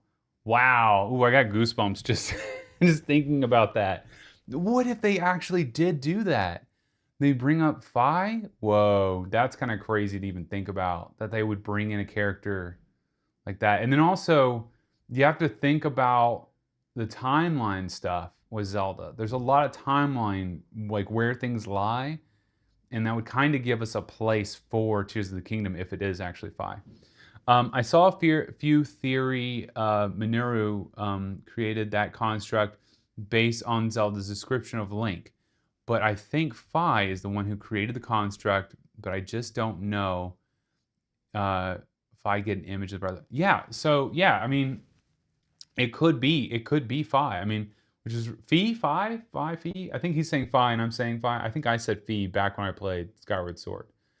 Which, by the way, very underrated game. It suffered from the Wiimote-ness. So, wow, I didn't see that coming. I've not seen this before. I don't want to ever give you guys. I don't want to ever see something and then show it to you guys and watch it a second time because that's boring. So I'm seeing this for the first time. Fi is of course the spirit of the Master Sword, introduced in Skyward Sword as a creation of the goddess Hylia, to guide her chosen hero on his journey to stop demise. At the end of the game, she returns to the Master Sword to rest, and Breath of the Wild hints that she remains here after all these years, when Zelda speaks to the blade and Fi's sound effect plays. As far as we know, the Master Sword wasn't present during the Imprisoning War. It was damaged in the present day by Ganondorf, then sent back through time to Zelda, leading to her draconification to heal the sword and return it to Link. But the blade only arrived in the distant past after the Demon King was sealed. It, nor Link, took part in this conflict. So it's immediately strange to hear Fi's theme in this trailer during the distant past. But even stranger is what we see following this, a construct unlike any we've seen before. Constructs are Zonai machines which appear to house spirits. We see this in particular with Minoru's construct, which acts something like a vessel for her disembodied soul. We don't know that this is the case. Skyward Sword is a very good game, but the Wii remote controls were not that great in practice. Yeah, you know, I was such a huge, like, can't wait for this game. I was so hyped about Skyward Sword because Miyamoto, I remember him being on stage and being like, you're going to be able to control your Wii remote and everything like that. Like, you're going to be able to put it up, your shield like this and be able to block and then strike with your sword. And I was like, oh my gosh, that's going to be amazing. And then you play it and like half the time it didn't work. And then you had to get the Motion Plus stuff. And I just think Nintendo was, if I was going to give Nintendo one thing that I feel like they have a problem with, is they really want to push like new technologies a bit too much. Even with like the Switch too, you know, they're like trying to, you know, really push the camera technology and stuff. And I think a lot of folks, they just want to play, you know, their classic games in a way that makes sense. You know, like I play Breath of the Wild with a controller. I don't play any other way. That's just how I like to play. So I think when they went to the Wii remote, it made it a little bit too hard. It looked cool, but in practice, it just, you know. And it could be rough on your wrist. You're absolutely right. But hey, I will say, Wii bowling was a lot of fun. For all constructs. As far as I'm aware, it's We're never all mentioned constructs if in this the world. lesser constructs, like soldiers or steward constructs, house the souls of once living beings, or if they possess some kind of artificial life of their own. But it's important that at least Minoru's construct houses spirits, as it suggests that this new one might be doing the same thing, and acting as a vessel for someone's soul. This new construct featured heavily in the most recent trailer for the game. It's first seen here, where it takes the form of an aeroplane, propelled by a blue jet, gliding on. I'm sorry, I'm gonna make fun of Zeltik for a second, but he was like an aeroplane. And it's like, it's just airplane, dude. You don't need to say aero, like AERO. It's fine. It's fine, but I'm a little triggered. Wii Bowling was the best Wii sports game in your opinion? I agree. Wii Bowling, it's amazing. And you know, they should have made something like that for the Switch too. They really should have done that. It's not aeroplane, it's airplane. There's no arrow to it. You know? on white wings, it soars above a desolate landscape. We then see the same plane weaving through the air to avoid the attacks of a Gleeok, before a final shot of the construct. That's cool, man. It looks really, really cool, though. I will say that. It kind of makes me think they're going to have a lot of these flying segments if they're showing it off, too, with the Gleeok.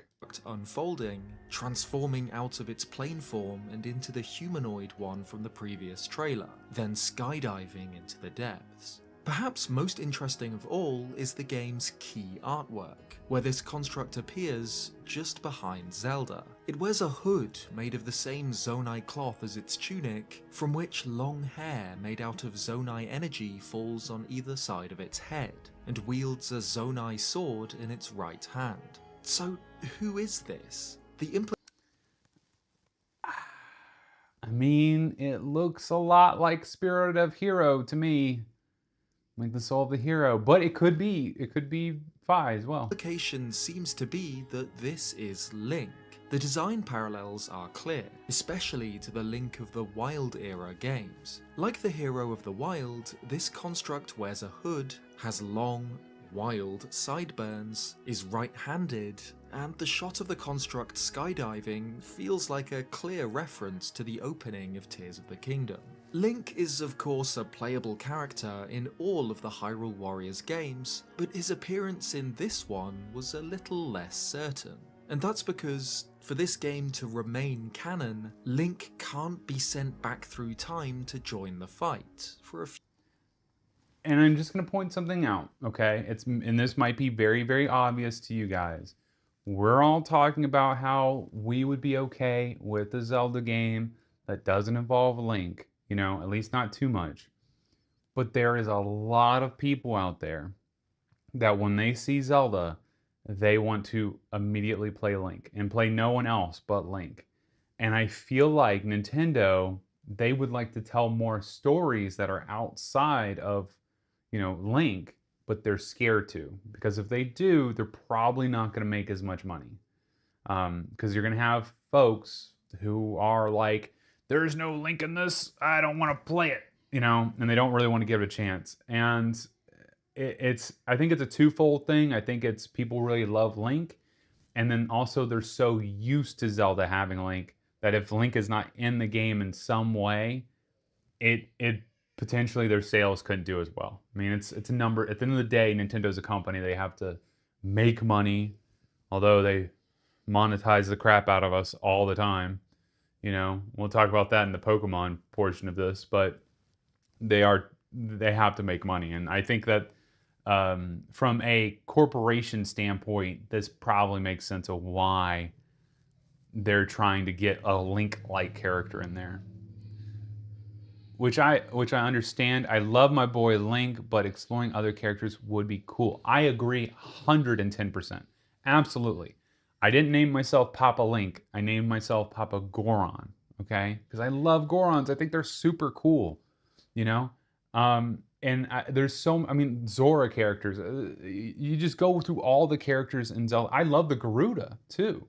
The Garuda characters are awesome, the ladies, you know? So I just feel like they need to go more into these characters, especially when you have the champions.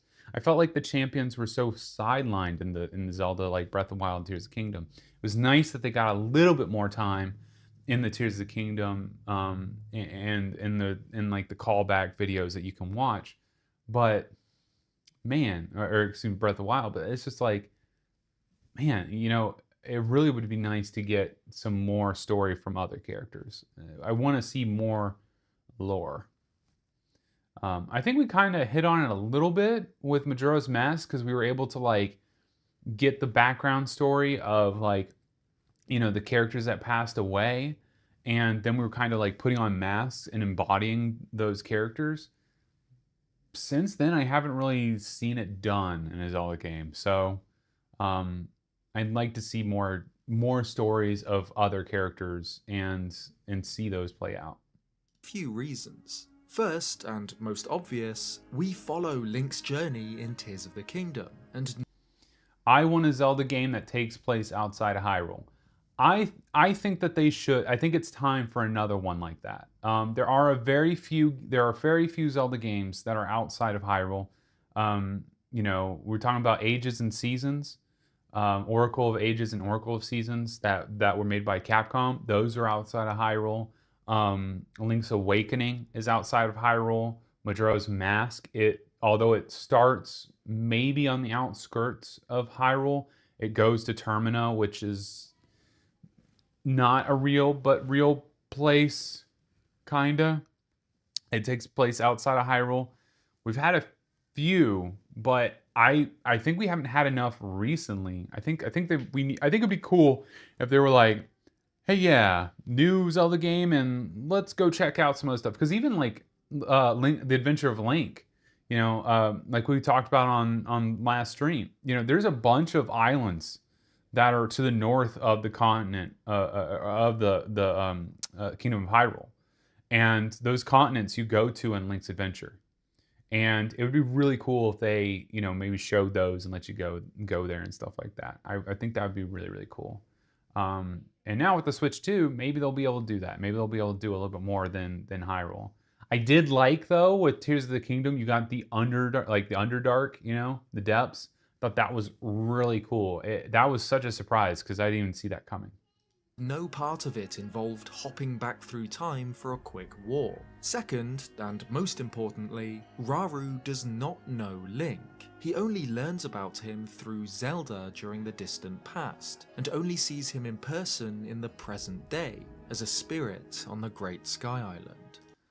Unless there's a spirit of Rauru as well, and Ocarina of Time takes place before Tears of the Kingdom, in which case the spirit would know who Link is because he continually likes to mess with Link's mind being an owl.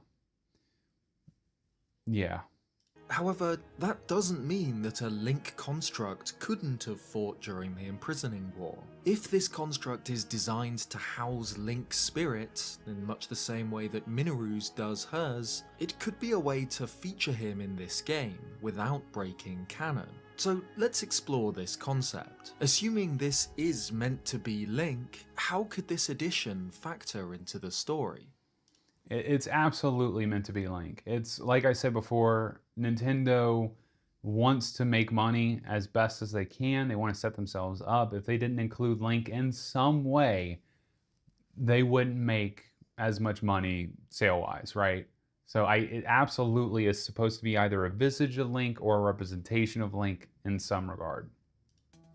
The mystery construct appears to have been discovered during the events of Age of Imprisonment in an already ancient cave, meaning that it likely predates Rauru, Mineru, and the early Kingdom of Hyrule by some time. However, it's still recognisably Zonai.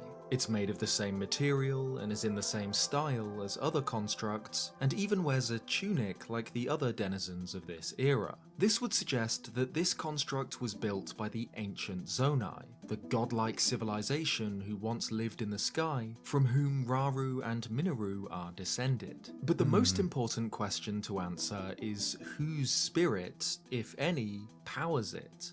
Of course, there's the possibility that this new construct is autonomous, like the lesser constructs appear to be.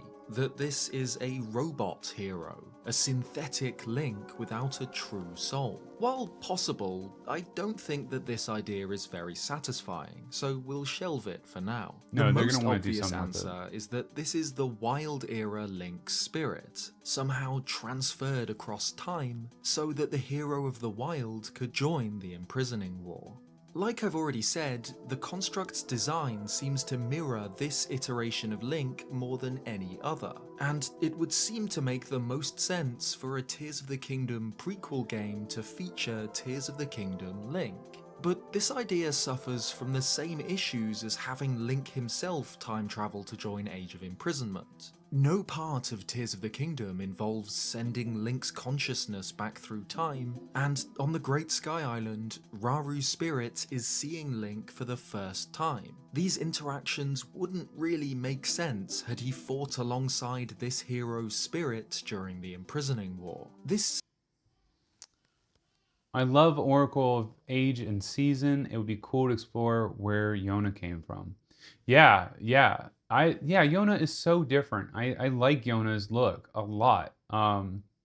She's so different than other Zoras.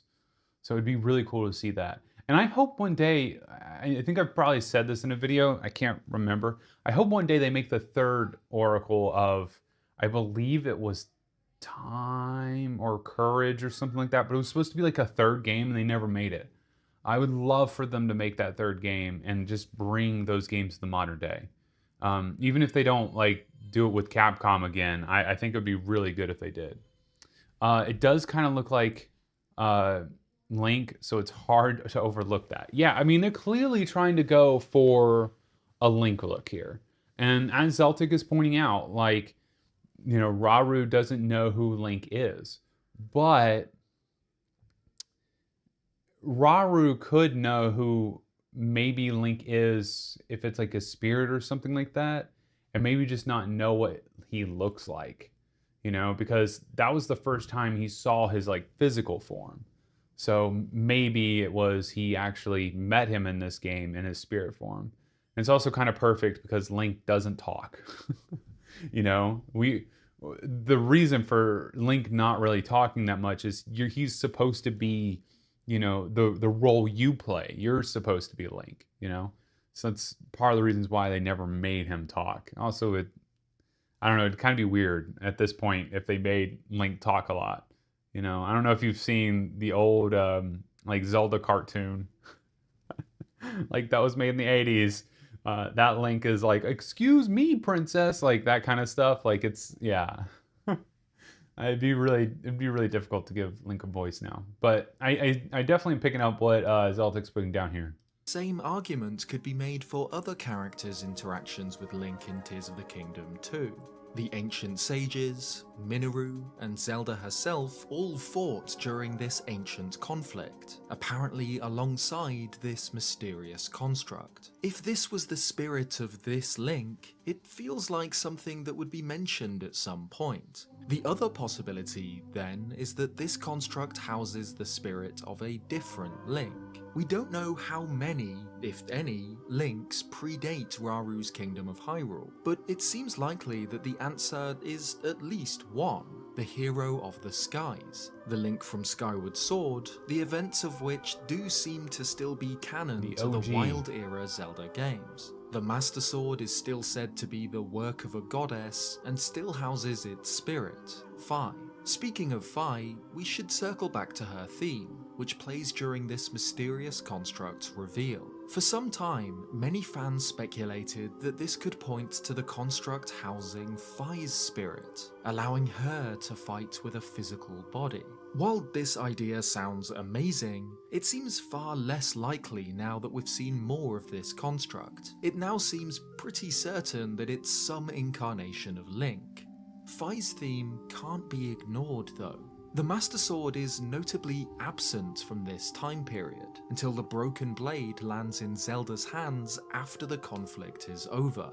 But this doesn't mean that a Master Sword didn't exist during this era. In fact, assuming that Skyward Sword is still canon, the sword must exist somewhere in this world. Well, Skyward Sword, Skyward Sword is about the formation of literally the world, right? Like it predates everything. So there has to be this. Tears of the Kingdom has to be post that. Where does it land on the timeline? We don't know. Like Nintendo decided to just put, you know, basically like, hey, it's over somewhere else. It's not with the other games. But I believe that they won't like undo Skyward Sword. So I do agree with Zeltik here. There probably is a Master Sword somewhere that is dormant, sleeping, you know, in possibly a temple, because I believe that's where they leave it in Skyward Sword.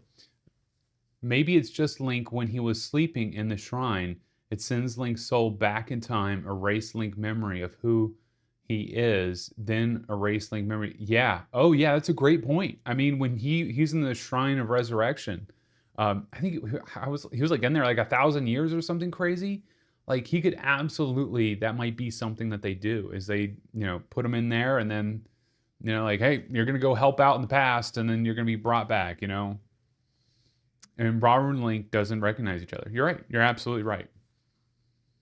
Perhaps the Master Sword will play a larger role in this story than we expect. Could the Master Sword be responsible for the discovery of this mysterious construct? Perhaps Fi knew of this ancient cave and revealed it to our characters, explaining why her theme plays during this scene. If this construct is as old as it seems, a Was 100 secret years? relic Okay. of the ancient Zonai, then it might house the spirit of an ancient Link. Just like how Mineru's spirit survives all the way up until Tears of the Kingdom, where she fights the Demon King in her construct, a spirit of a long-dead hero might have endured in this secret cave, waiting to be awakened to fight once again. It's notable that Tears of the Kingdom featured something similar to this, with the Ancient Heroes aspect, an item which, when worn, envelops Link in the form of a mysterious, unknown hero. While Impa suggests that this hero is the very same who sealed the Calamity Ganon alongside the Sheikah 10,000 years before Breath of the Wild, this warrior's story remains a mystery. Perhaps he is connected to this new construct in some way. In truth, there's still so much we don't know about this mysterious construct, and I can't wait to learn more. For me, it's by far the most interesting aspect of Age of It Imprisonment. really is. I love its design, and especially the lore revelations it might bring. And now that we know the game launches on November the 6th, it's not long until we find out what it is. It really, so the biggest reason of why I'm happy they brought this in is not necessarily to kind of shoehorn Link into, you know, the Age of Imprisonment, but more so that it adds to the lore of Zelda, like the overall lore. I think they're doing this on purpose to basically say like, hey, there's more to this than we're thinking. Because currently it's just, hey, Link and Zelda get reborn every so often to basically fight Ganon, who's super evil and a bad guy and wants to take over the world and destroy everything because of, you know, demise and stuff like that. So it's nice that there is something new here, something, you know, lore-wise that we can kind of chomp at, and it's gonna be very interesting to see what they do. I think we'll definitely be playing this game when it comes out. I don't know if we'll see how long it is. If it's a very long game, I don't know if we'll play all the way through, but I definitely think we're gonna stream it a little bit, because it does seem like it's gonna add to the lore. Because it's canonical, it's like you almost have to if you're trying to get the full story. And we take our like research incredibly seriously. We want to try to capture as much as we can. That's why we have the Hyrule Historias, you know, why we look up stuff online. So I think this is good. This was a great video. Thanks for watching this video. What do you By think Zeltik. about this mysterious construct? Who do you think it Definitely, if you guys get a chance, go check out Zeltik. He does a lot of good videos. It's nice to see him say something about this. He does a lot of different stuff, and I like to watch. You know, his most popular one, I think, is which Link is the strongest, and this is a really good video. If you're ever like interested, this is one of the videos I was like, oh, it'd be nice to actually do some research into this, right? So there's definitely some really cool videos that he's done. So definitely go check him out. So what do you guys think? Do you think that it is just going to be like the soul of Link, or do you think it's going to be they're trying to do something with Fi, Fifo, Fum, and put her in the game somehow? It could be a combination, because, like, you know, it could be a combination of both. So, you guys, let me know. I really want to hear your take. We take our research very seriously until we get distracted by other cool stuff. Yeah, let's talk about Pokemon. Let's talk about Pokemon next. What was it? Poketopia? You want to look at Poketopia? But you guys let me know what you think. If they're gonna do Link's Soul and stuff. I think a lot of you guys are leaning towards it. We do want to have full. Yeah, you're absolutely. Is it Poketopia trailer? I don't know if you guys saw this. We gotta check this out. Okay. I gonna tell you guys right now, okay? Me and where are my mammals? Look, we're getting there, okay? Chill the beans. All right? We just got done doing some lore stuff. Chill the beans. All right? My research assistant has gone rogue. Do not, ma'am, do not make me get the spatula out. I will start pointing at things with this. Where's my map? Ma'am. I'm gonna put it right there. Okay, so quick thing. Rip research. Quick thing. I don't know if you guys have seen, but there has been, let's see, I think it's ecologies of Pokemon. Maybe ecology of Pokemon. There was a book that was created in Japan. And it was basically Pokology is what they called it.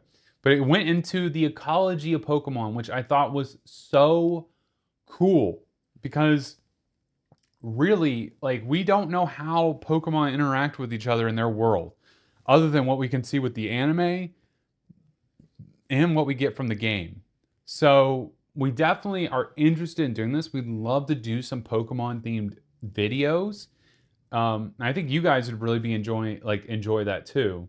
I know there's been lots of comments like, you need to do Pokemon next. I want to see, birds of Pokemon and things like that. And you guys to like look at the animals that they, took inspiration from there. So ecologies of Pokemon is simply how does everything work with each other. And so when I first saw this book, I was like, I want to learn Japanese now because I want to literally read this entire book. Unfortunately, Japanese is a pretty tough language to learn, and it would take me a very long time to do it. So at some point, I'm probably going to try to have this translated in some capacity, and I'm really hoping that they bring it to the English so then I can read through this, because this is what's really cool. This was actually made by people who are actually doctors in like ecologists, like real ecologists, not like, hey, I'm just some YouTuber on YouTube and I'm gonna make a Pokemon ecology thing. It's actually made by 2 doctors, so it's actually got some weight behind it, which is incredibly awesome for us and for anybody else, because it's like, yo, people are actually researching video game stuff. That's how far we gotten in life. Awesome, there's just so many cool things. I mean, like, if you ever get a chance, look up this, like just the images. I hope that they translate this. If they do, or if we're able to get it translated, I promise you guys, we will do videos on this book, and we will literally relay the information to you guys. And Mama Goron has said that she would immediately comment on things with her background as animal behavior and ornithology, because there's just so many cool things that I'm sure this book would relay. Yeah, it's a cool book, Origami. I've literally thought about, is there a way I can translate everything if like maybe I use some sort of like AI tool or something, but then I just thought I could just maybe get somebody and pay someone to translate it, but at the same time it's like maybe they'll actually make it into English. I think this might become something that's going to be in English. I don't think it's going to be something that just stays in Japanese. But we'll see. We have, I think, the 30th anniversary of Pokemon next year, so that might be a good time to do it. So anyway, they announced this video game right here, which is Poketopia, or Pokopia. Poketopia. It's very confusing. Anyway, they announced this game right here, and me and Mama Goron were like, oh my gosh, this is literally kind of going into the ecologies of Pokemon and how they work with each other. This would be an amazing game to play. So let's take a look. If you guys haven't seen this already.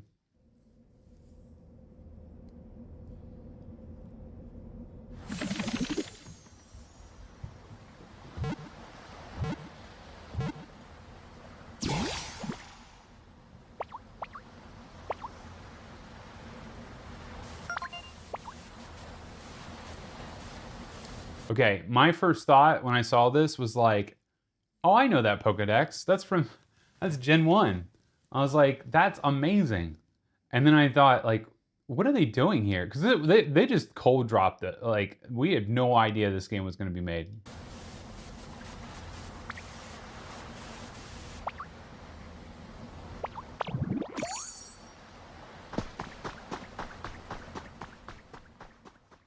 Ditto just transforming to human. This land is just waiting to be shaped by a Ditto that looks like a human.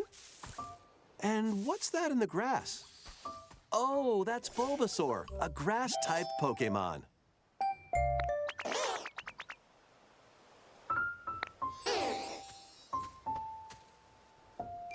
Also, because you play a Ditto, you can talk to the Pokemon, which is like really crazy when it comes to like the lore aspect of this. Because I don't think like there's any Pokemon that talk other than Mewtwo.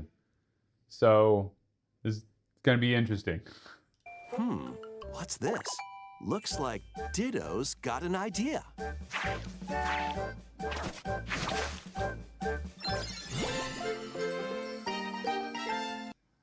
Just want to point out Bulbasaur's face is hilarious. By learning this move, you can make grass grow. Squirtle's water gun will keep it all healthy. As nature flourishes, so do the Pokemon.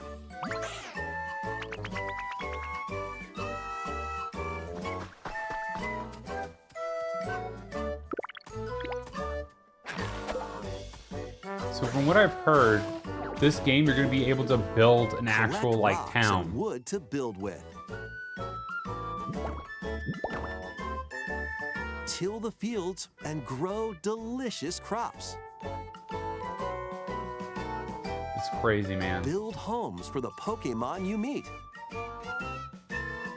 There's so much to do here. The water like comes down like Minecraft. And right, I don't know if you're still around, but No need to rush though. Go at your own pace.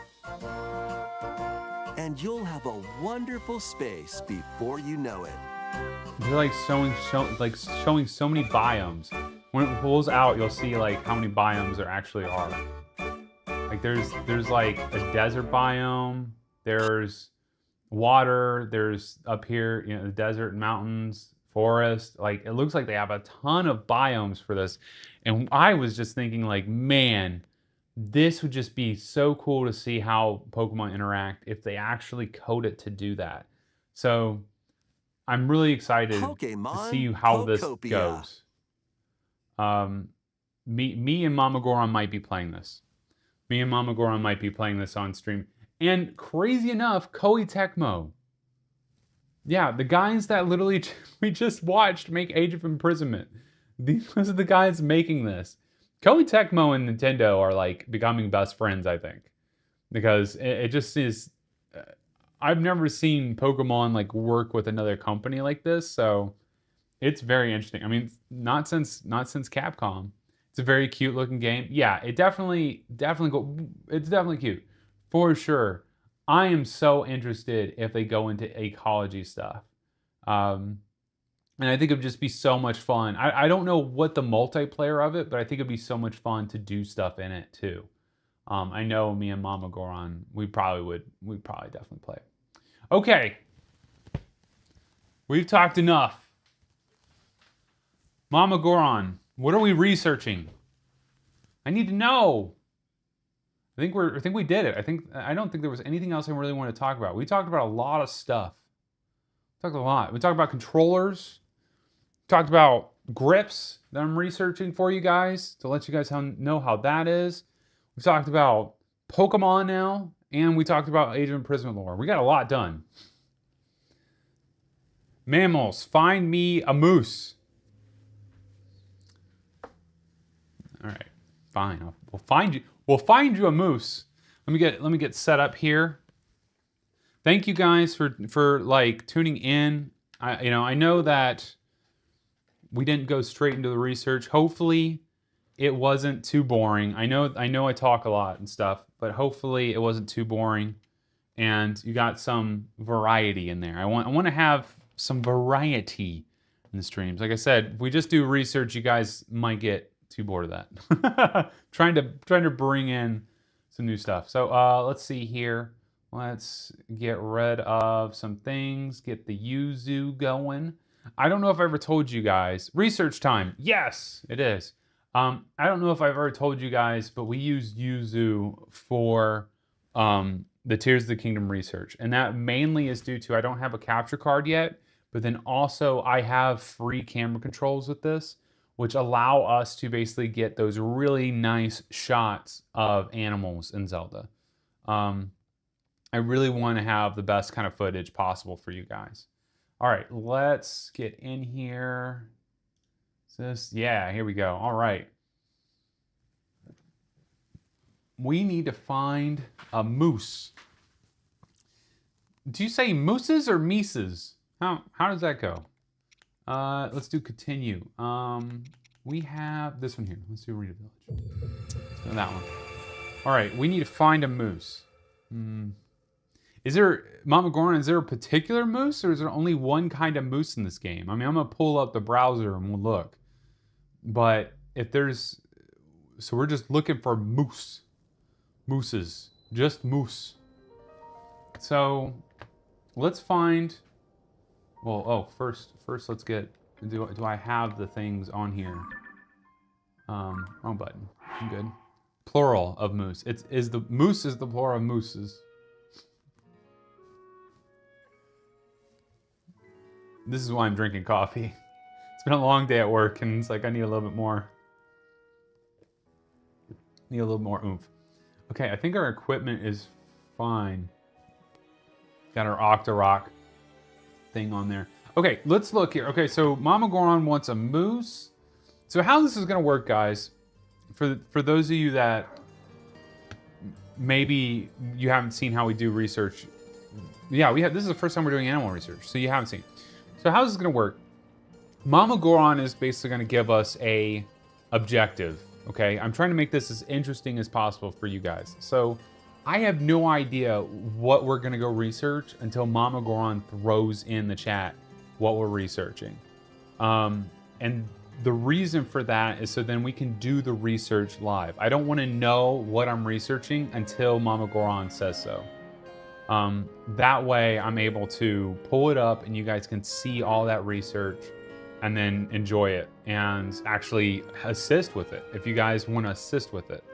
And then talk back and forth with Mama Goron and stuff like that. So that's how I'm thinking we'll do this, and we'll just we'll test it out. We'll see if that like works for you guys, works for us, if that makes it cool, but it's gonna be fun. You guys are gonna see how we kind of do this stuff. So the first thing, when she gives me like something to look at, I typically pull up like what it is. So in this case, if we're doing a moose, Tears of the Kingdom,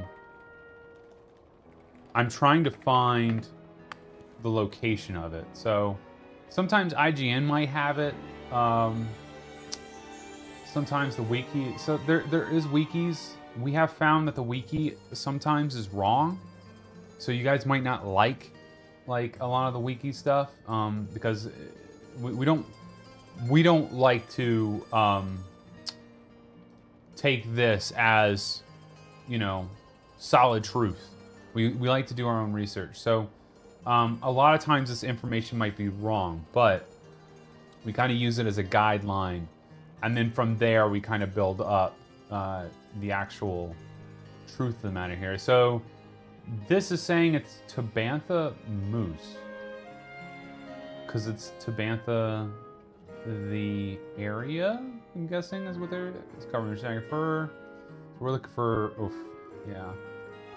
Maybe they got a better picture here. We're looking for that guy there, Tabantha. So Hebra Mountains, Garuda Highlands. Okay. And just making sure that I believe this is in Tears of the Kingdom. So let's go back to the game. Bam, let's go. All right. We, I believe, are already in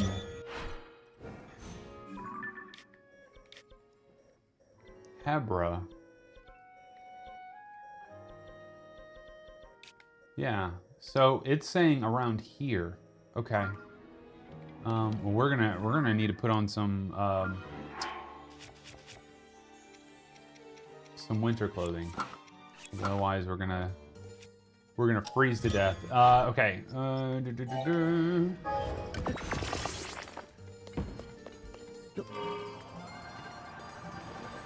Oh, okay. So, yeah, we've got to find this moose. It's gonna be a little hard spot. Only because this area is very glitchy.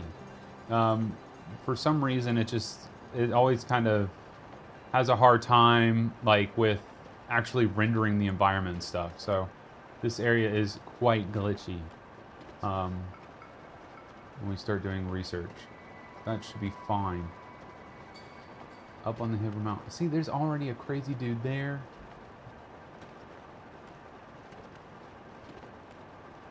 So, Mama Goron, is there a certain, like, animal that you think this is going to be?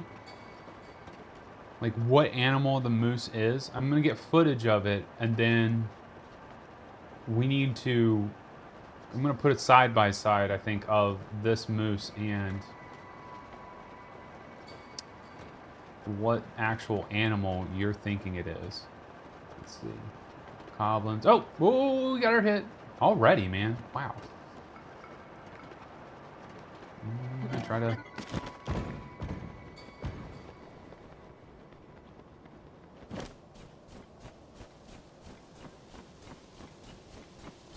Yeah, okay. I see him. I see him. Oh. Where is this guy? This happens Ow! This happens every single time. There's always something. Look, I made a video about you, dude. Just stop. Oh, I didn't know they did that. Sir? Oh my gosh. Already give me... I'm just trying to get this moose, dude.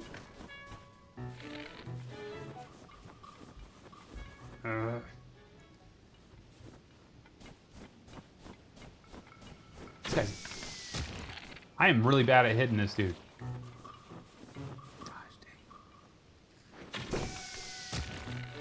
How did I miss that? Guys, I'm legit missing every single shot. Oh, I think I wasted 20 arrows on that dude. Okay, so what I typically do is I save the game right before I start getting footage of this guy. And then after that, we will figure out what he is. I want to see the moose with Link to see if it's real enough.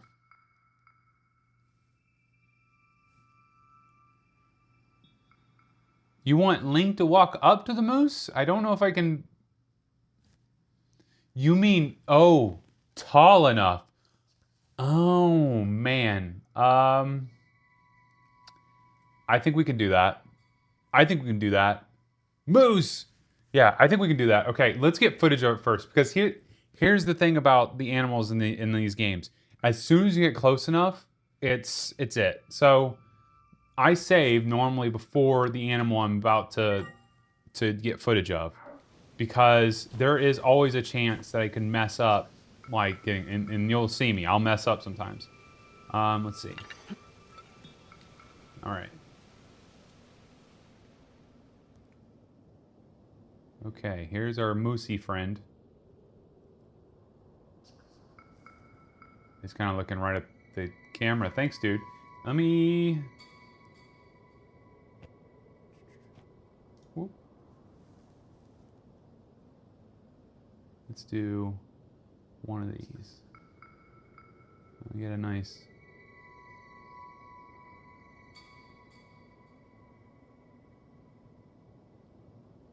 I love how it decided, let's put a cloud over this as soon as it started filming. There we go. There we go.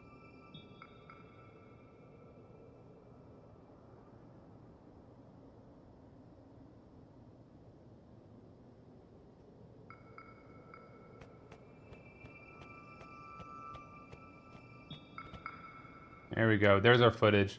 All right.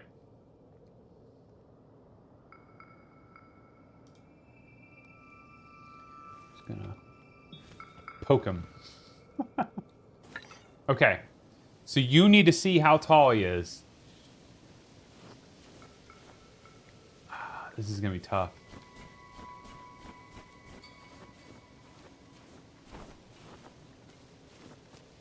We've got to like stealth up there and then get really close without them noticing. The moose. It's a helium pine cone.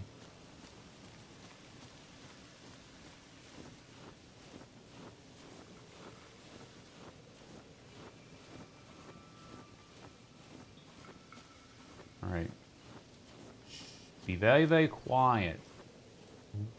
Nope, he's on to us. Is he going to despawn? He might despawn. We'll see if he doesn't.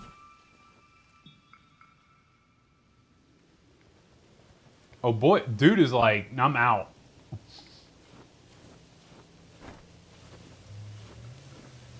He's like, I'm out. Where did he go?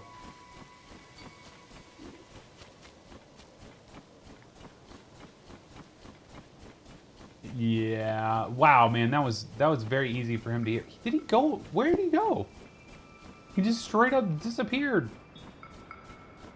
Okay. Well, you know. Ruined. Thanks. Thanks, Mama Goron. now you guys see how hard my research is. My portion. Okay, let me reload real quick. See if we can't get closer to that moose. It just happened. I don't know if it heard me because it's the snow. It's gonna be very hard to get close to this guy. But if we can get close, I think that's gonna be worth it. So then you can see how tall he is. Okay. Let's try again. Can you ride the moose in this game? I felt like in Breath of the Wild you could. Easy does it. I have Majora's Mask on, and it's not helping. You don't see anything. I am a ninja.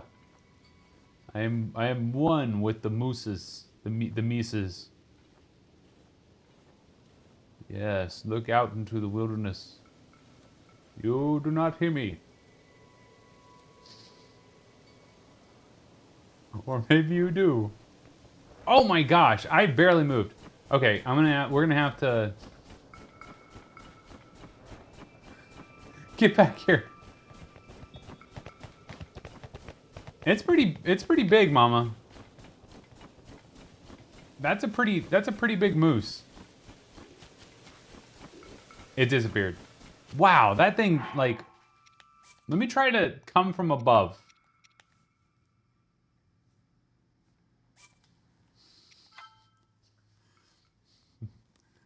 Language. Louise says you can't ride it in Breath of the Wild, but don't know about Tears of the Kingdom. Are you saying there's something that I should try?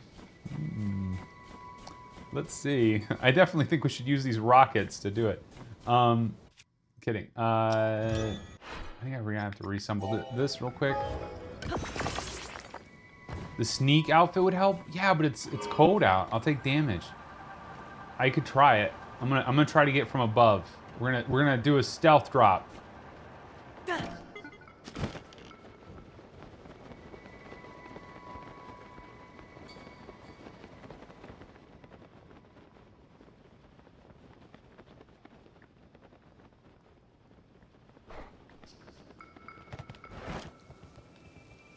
I was trying to get right by it. I don't think you can ride it. Okay, well, I'm gonna try one more time. I'm actually gonna try to ride it this time, though. Oops. I'm actually gonna try to ride it. But you can kind of see how big it is, right, Mama? Or do we need to like? I can't put anything. I can't put Link close. He's gonna basically run every time. And if I strike the moose down, that's not gonna help our situation. I know it heard that. Like I'm coming in stealth. All right, dropping in from above. Link, capture this moose.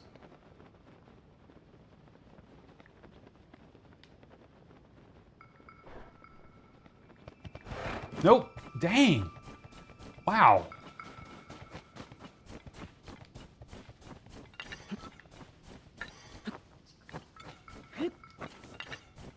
Get back here. Yeah, I don't think we're going to be able to get that, you know. We don't really have a good scale.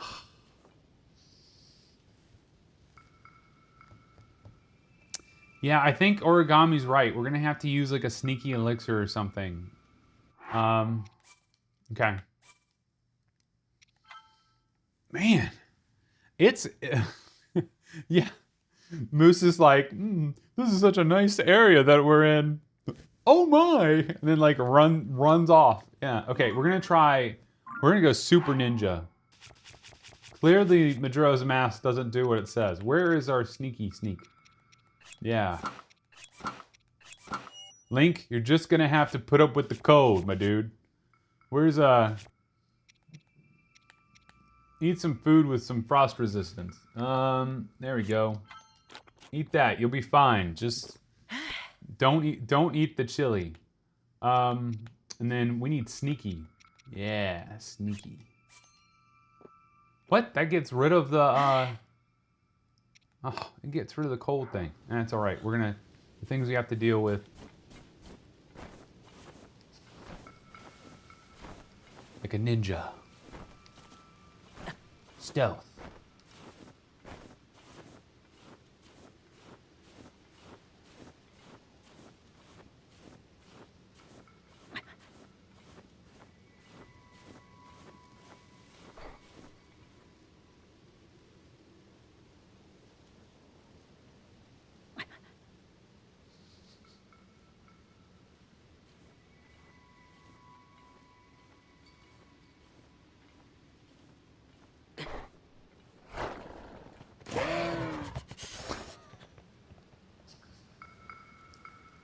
We got close.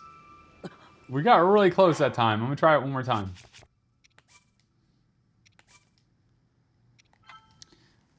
You can't have two buffs. So we're just gonna have to deal with. We're gonna have to deal with the grunts of pain to steal. Yeah, Link is just gonna have to go the whole time. Wrong button. Let's go back. Stealth suit. Man, you guys, like, we're making ourselves super duper stealthy, and still that moose hears us.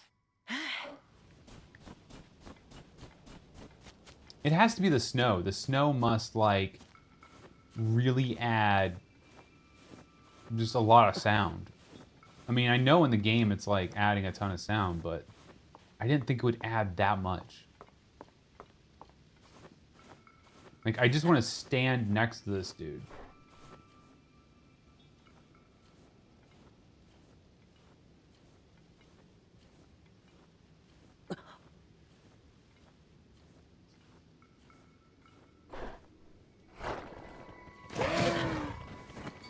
That's, I don't know, Mama Goron. I think that might be the best that we get. Like, that's crazy. I don't know if they, like, they must have designed the animals to be, yeah. Okay, wait a second. Hear me out. What if I make a box real quick and I put the box over him? Hear me out. Do you think that would work? That's my next best thing here.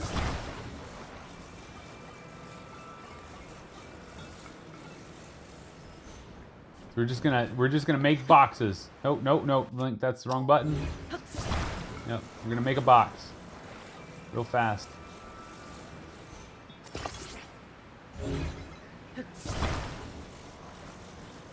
I'm gonna try to box him in.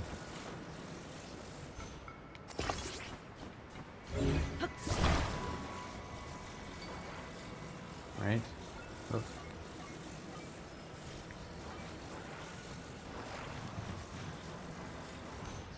Legos.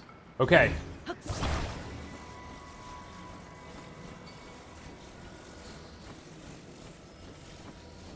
Is the moose still there? Okay, he is.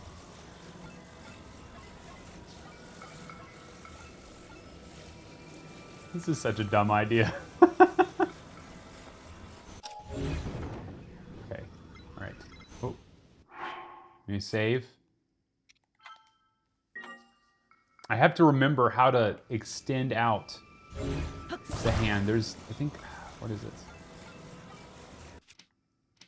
No, it's that. I have to remember the...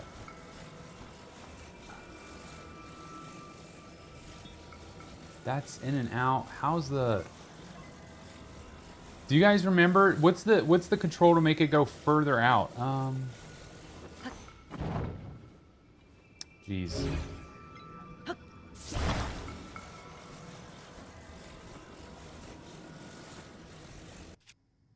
No. That's a bow and arrow.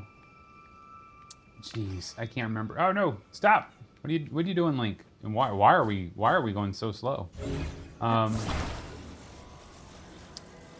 It's not like...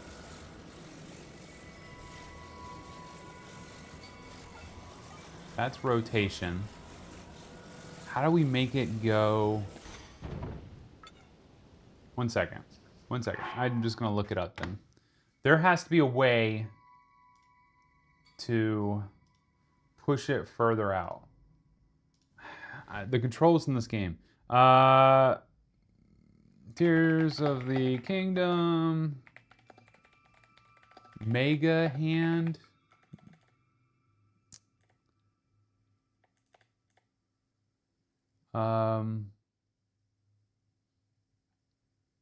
What's it called? Mega Hand?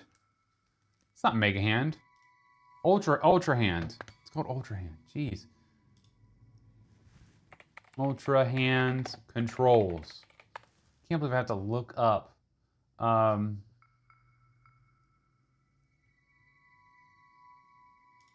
Like how to move. It's been so it's been so long since I've had to like move things back and forth.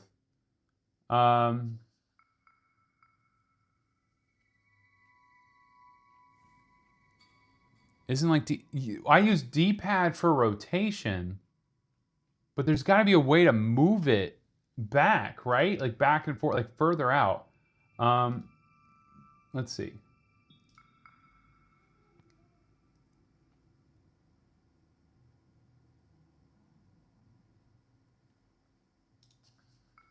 Oh my gosh. Even online it's like really hard to With the release of Tears of the figure out. Yeah.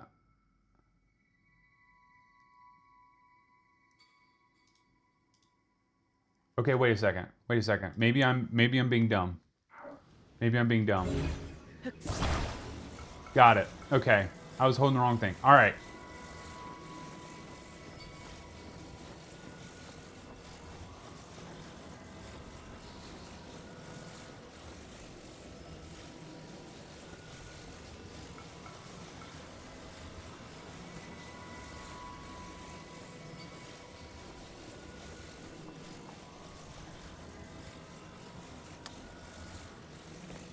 Come back here! I'm gonna capture you! Come on, you. There's nowhere for you to go. You're stuck.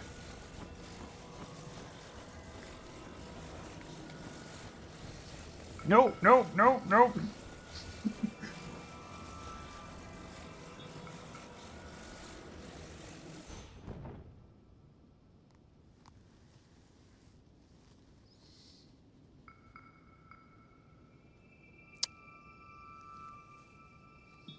You guys aren't gonna like report us to any sort of authorities or anything, right? That a moose just jumped off a cliff because we were trying to capture it.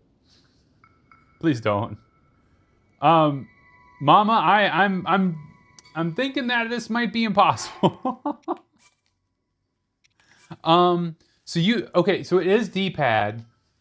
It is D-pad how you move it back and forth, but you can't hold any buttons. You just have to hold your hand and just D-pad up and down, and that moves it back and forth.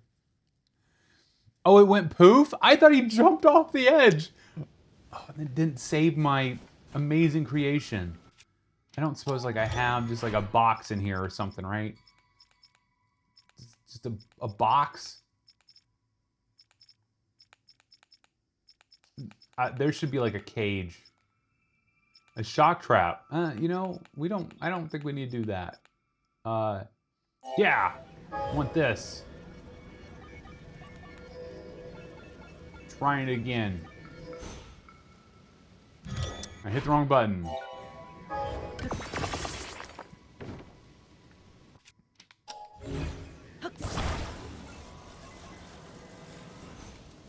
Research is hard, y'all. First, nailed it first try. Yeah. Thanks, Mammal Goron. See, I was okay with just calling it quits here. And Mammal Goron's like, no! You work hard, my assistant.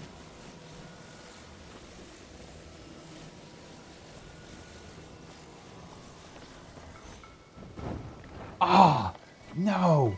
That was so close. We even touched it.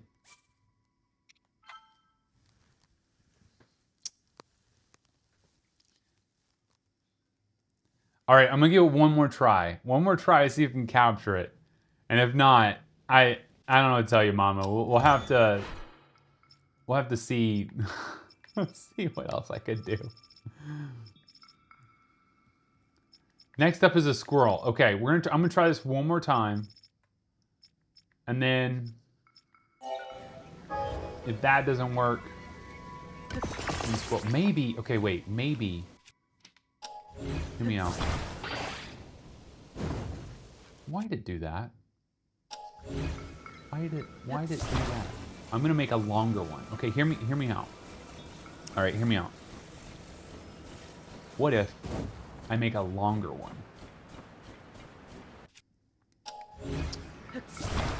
Double the size, double the fun. Am I right? Am I right, guys? Here we go.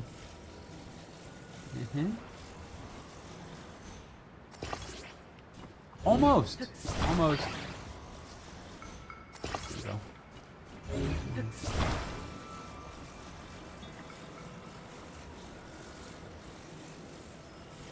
Are you? Come on. Hopefully the moose doesn't vanish like it's been doing. Okay. Oh yeah. Oh yeah. We're so high now that can't even get maybe this.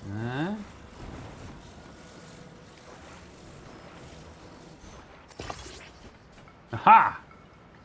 You know, it'll work. It'll work. All right, hopefully the moose is still there. The moose is no longer... Oh, no this. Okay. All right. No. Like, nope. Game, what are you doing? You can do... Okay, we're almost... Okay. Put it down. Okay, all right. All right, we got this. We got this. Put it all the way out there. Double the length. We can do this. Yeah. Come here, Mr. Moosey. Just need you. What? How did it sense me so quick?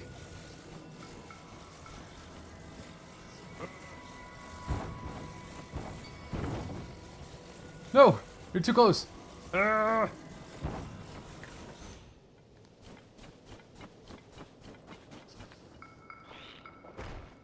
It disappeared? We caught it and it disappeared? Can you believe that?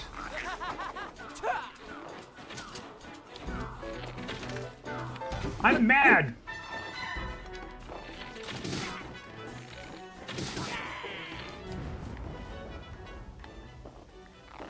Look, this guy right here. Buddy, can you just believe that BS that just happened? We caught the moose. It was there, and then it poofed.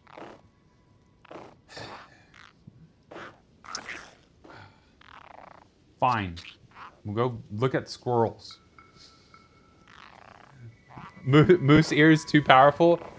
Origami, it teleports. I don't even know what to say about that. Like, the moose just out. The antlers alone are the size of Link. Yeah, really, really are. Okay. Well, that didn't work. So let's go get a squirrel, I guess. Now squirrels. I'm pretty sure Central Hyrule is the place for squirrels. I'm pretty sure. You just want a normal. Are there any different kinds? Like how many different squirrels are there, Mama? Like, are we talking like there's just one? I mean, because there's black squirrels. Like, you know, there's flying squirrels. Like, is there just one kind of squirrel in this game?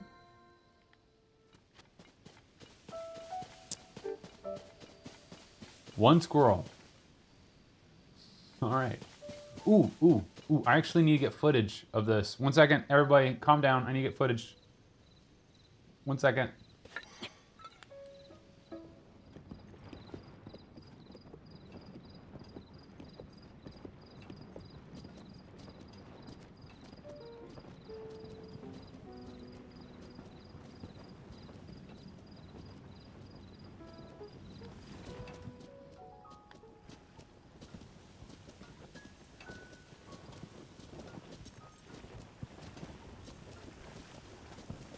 Great.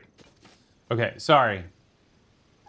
I've been meaning to get footage of just a merchant traveling, so then I could put that in the video that I showed you guys. Like, I just did the intro, but I needed footage of one of the merchants with their cart. Yeah, one squirrel in this game? That's kind of weird. I feel like that's weird. Let's just summon boxes from here on out. All right, flying cart.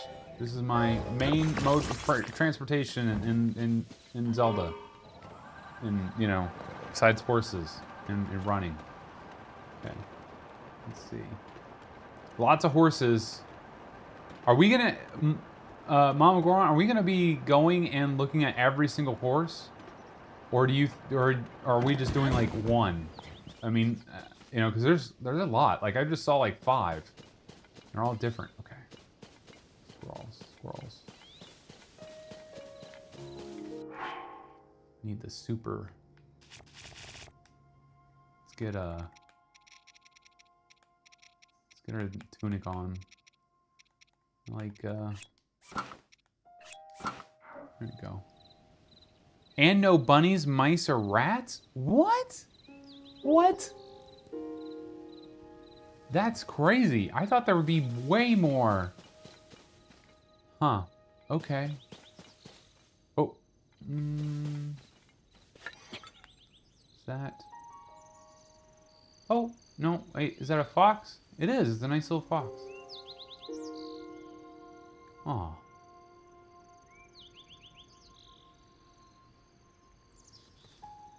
Good Foxy. Good Foxy. I like the foxes in this game.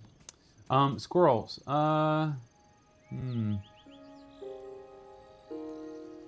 Do we know if they're up in trees, Mama Goron?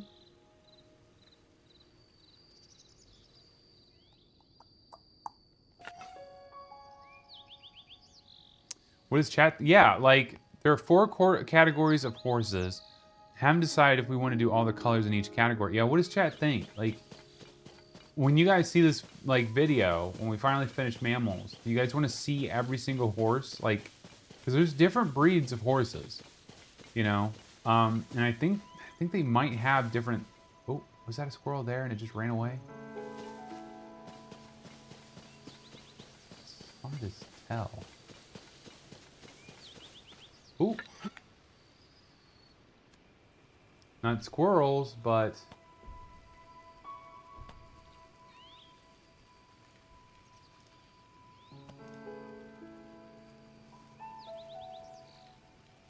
We got a little deer friend.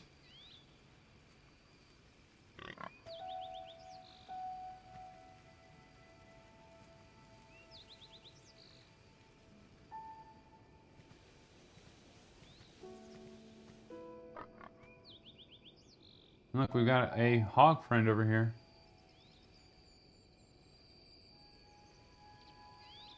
They're hanging out. I feel like I'm watching a Lion King or something if these animals are just hanging out. You can ride those? Whoa. Hog riding. Alright. I'm a horse girl, so I would say yes. I would love to hear all about that. Well, you heard it here, Mama. Origami says, yeah, we should. So, I think so too. We broke down all the colors of Lizalfos. I think it's worth it. I think it's worth it. You know? You can ride the hog. I can try to ride it if you guys want me to. Why is my... Oh my gosh. Okay, there we go. My footage kind of messed up. We're trying to find a squirrel. I'm getting sidetracked. Is that a bee? Getting sidetracked. Oh man, Yuzu is chugging a little bit. Sorry guys. Okay,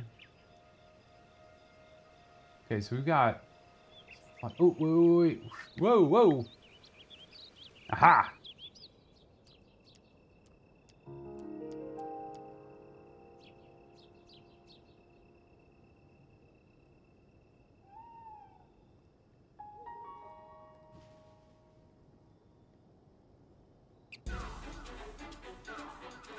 Well, we're about to get attacked by something, but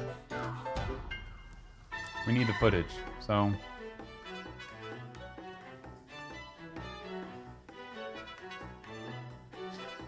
You can see off in the distance me getting hurt.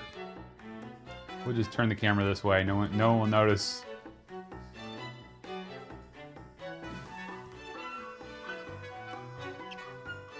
It's really cute. It even stretches out. Did you see that? They animated the squirrel to stretch out. Look, it like stretches out. It's okay. If we die, I'll just reload. This is so much animation they put in for this squirrel, dude. Whoa. Not the side I wanted to see. Look how cute! Oh my gosh! And they even did the clicks of eating. This guy's ready for Mortal Kombat. Yeah, how are we doing? Oh, okay.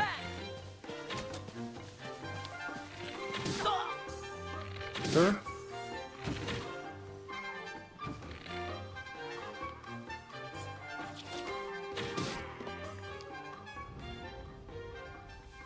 Deserved it. Was that good footage, Mama? Did we do it? I think we did it. I think that was pretty good.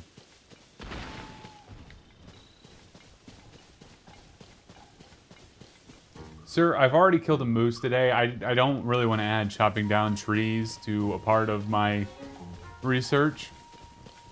What happens if you climb a tree while getting attacked by a tree?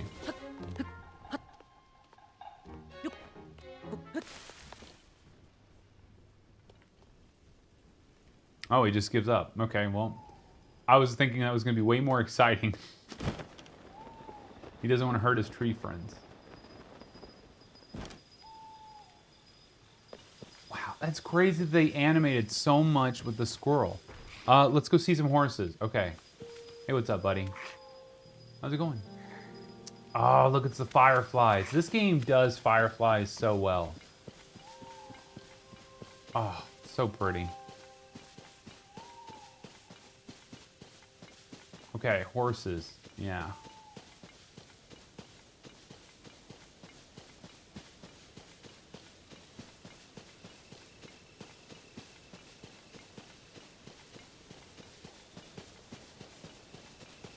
Oh, there's the grasshoppers.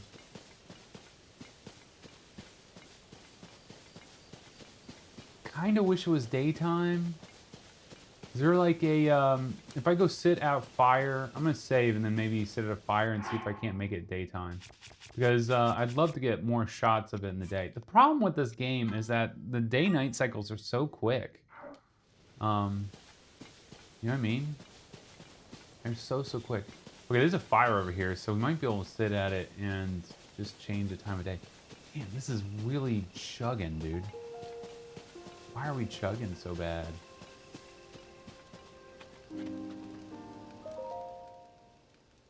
I've never seen it chug that bad.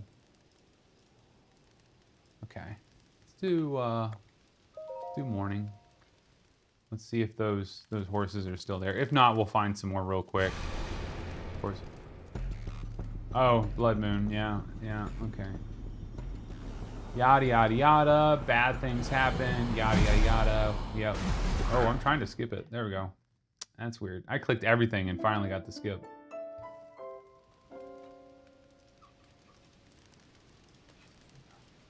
Okay.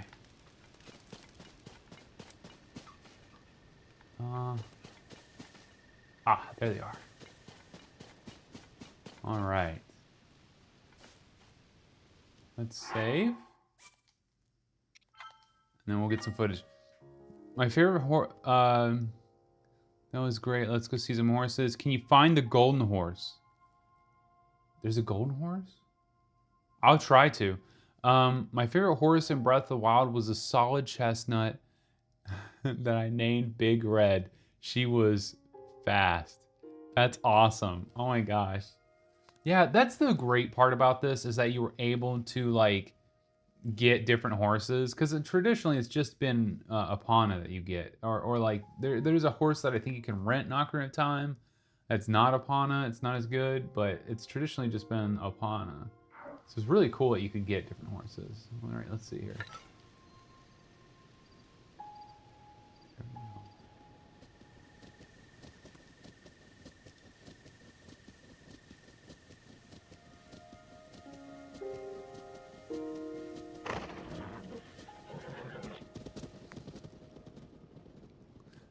It got scared of me because literally, like, I was right there and they were walking right towards me. This guy stopped. He's cute.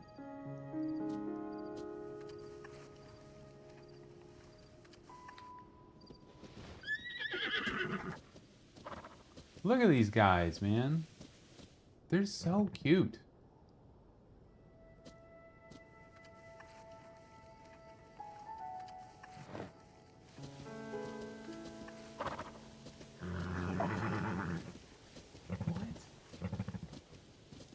Guys, they do the like the whole lip thing too. This is crazy how much like animation went into this game. Like, you have squirrels stretching, you have the lip movement of the actual horses. That's crazy. Big Red is such a good name. That is a really good name for a horse. I always name my horses in games after my horses in real life. You have horses, Origami? That's so cool. I've actually never ridden a horse. I know that sounds so terrible, but like I never got a chance to ride a horse. I need to go and ride. I really do. I know Mama Goron definitely has ridden horses, and she's quite good at it, from what I've heard. And no, Mama Goron, that's not a joke. I was not being funny in the slightest.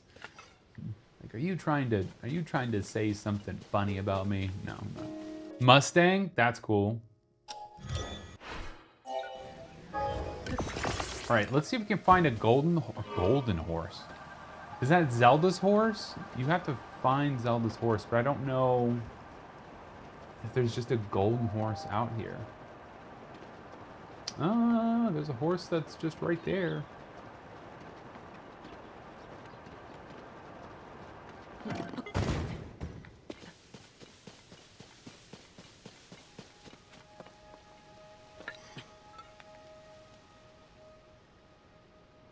Whoa!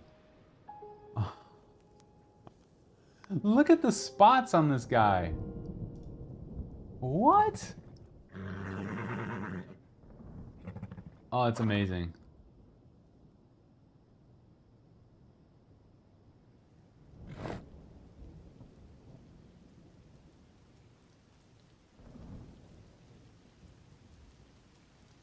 Of course, it starts to rain.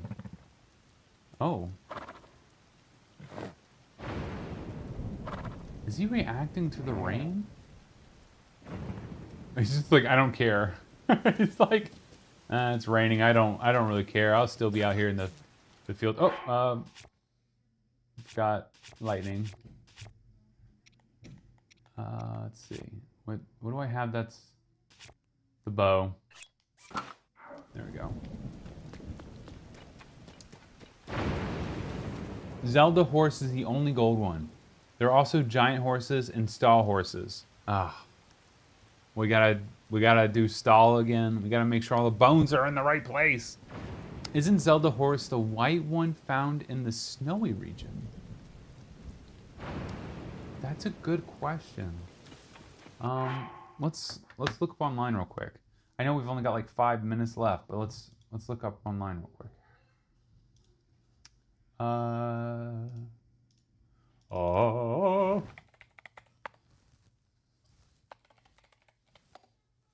Horse. Oh yeah, it's a white horse. Zelda's horse is white.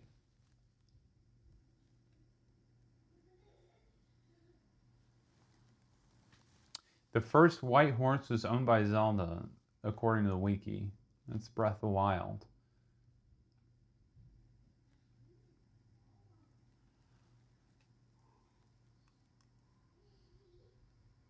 I wonder if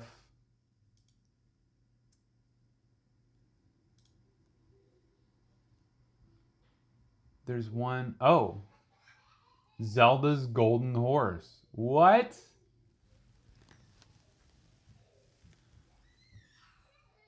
I don't remember getting this. If I did, it was a very long time ago. I know there's a gold one in the quest. No, you're remembering right. There's Zelda's horse from Breath of the Wild, and it looks like Tears of the Kingdom has Zelda's golden horse.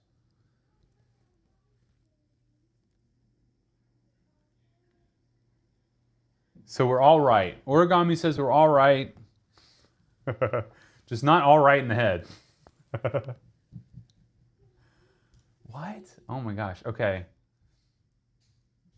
This is crazy.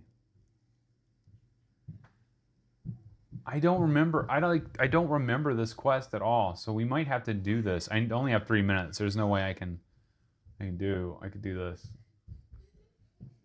right now. But I think this might be the quest that we do. Let me see if I have one in the stall.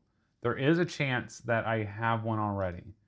If I don't have one, we will do this next time. We'll do this on the next stream. Because I really want to make sure that we have this horse. Because golden horses, I think we're probably leaning towards not real on that one. But you know, like, maybe there is a golden horse out there. Oh my god, dang. The tent got hit by lightning. The lightning in this game is so destructive. It just destroys things. Okay. Oh. Man, this, yeah, take a horse. I have Helia, Demise. Oh, I do have it. Aura, okay. Oh, then we have Minerva. Is Minerva the other horse? Okay, so we do have it. So we do have, I think, the golden horse. I'm gonna save, and I think we might have to do this next time. Because it's gonna take a moment to set up the shots. Oh, now fire's out. Of course the fire's out. All right, guys. All right. I know our time is so short on these. I think that, and you guys tell me, I'm thinking that the weekend is a little bit better for streams. I don't know how you guys feel about that, but like on Sunday, do you think streams are better on that day? Because if we stream on Sunday, then I could stream for probably 4 hours versus like in the afternoon, I have to be done by 7 to get things ready for the work day and the next day, you know? Whereas like if it's Sunday, I could kind of stream earlier, like 1 p.m. and, you know, Eastern time. And then, you know, I could be with you guys more and do the research there. What do you guys think? Do you think research streams or any, like the streams that we did today kind of go into things? Do you think like the weekend is better for that? Would that work better for you guys? I had a lot of fun today, man. This was a lot of fun. I hope you guys enjoyed like the controller thing. I'm definitely going to test that out. I really want to see if that's any good and report back to you guys, because I think that, you know, if it works best for you, I'd say it's a good idea. Okay. Sunday tends to be an off day for many people, so I think that should work. Okay. Yeah, I don't really want to stream on a day where like you guys can't watch, because you guys, I see you guys in here live. So I would hate to stream on a day and then you guys are like, oh, can't come, you know, or don't want to show up. You know, a day off work. Yeah. I think Sunday is a good day. And then we just do every week, every Sunday, we do a stream and we do, you know, 4, 5, 6 hours. And that way we can kind of cram in any news or anything like that. And then we can do like a more chill thing, research and stuff. But this was great. It's just, I just felt like we didn't get much research done because we were talking about so many other things, which, I mean, the Zelda lore stuff is important. We have to talk about that because that's actually going to change some things when we go into more Zelda videos. Because we are doing a lot of animal videos, but we're also going to do a lot of other type of videos as well. So I think it's important to do both. But anyway, guys, I think that might be it for the day. Thank you so much for watching. I think it was so much fun. We really did a lot of stuff. We checked out the lore.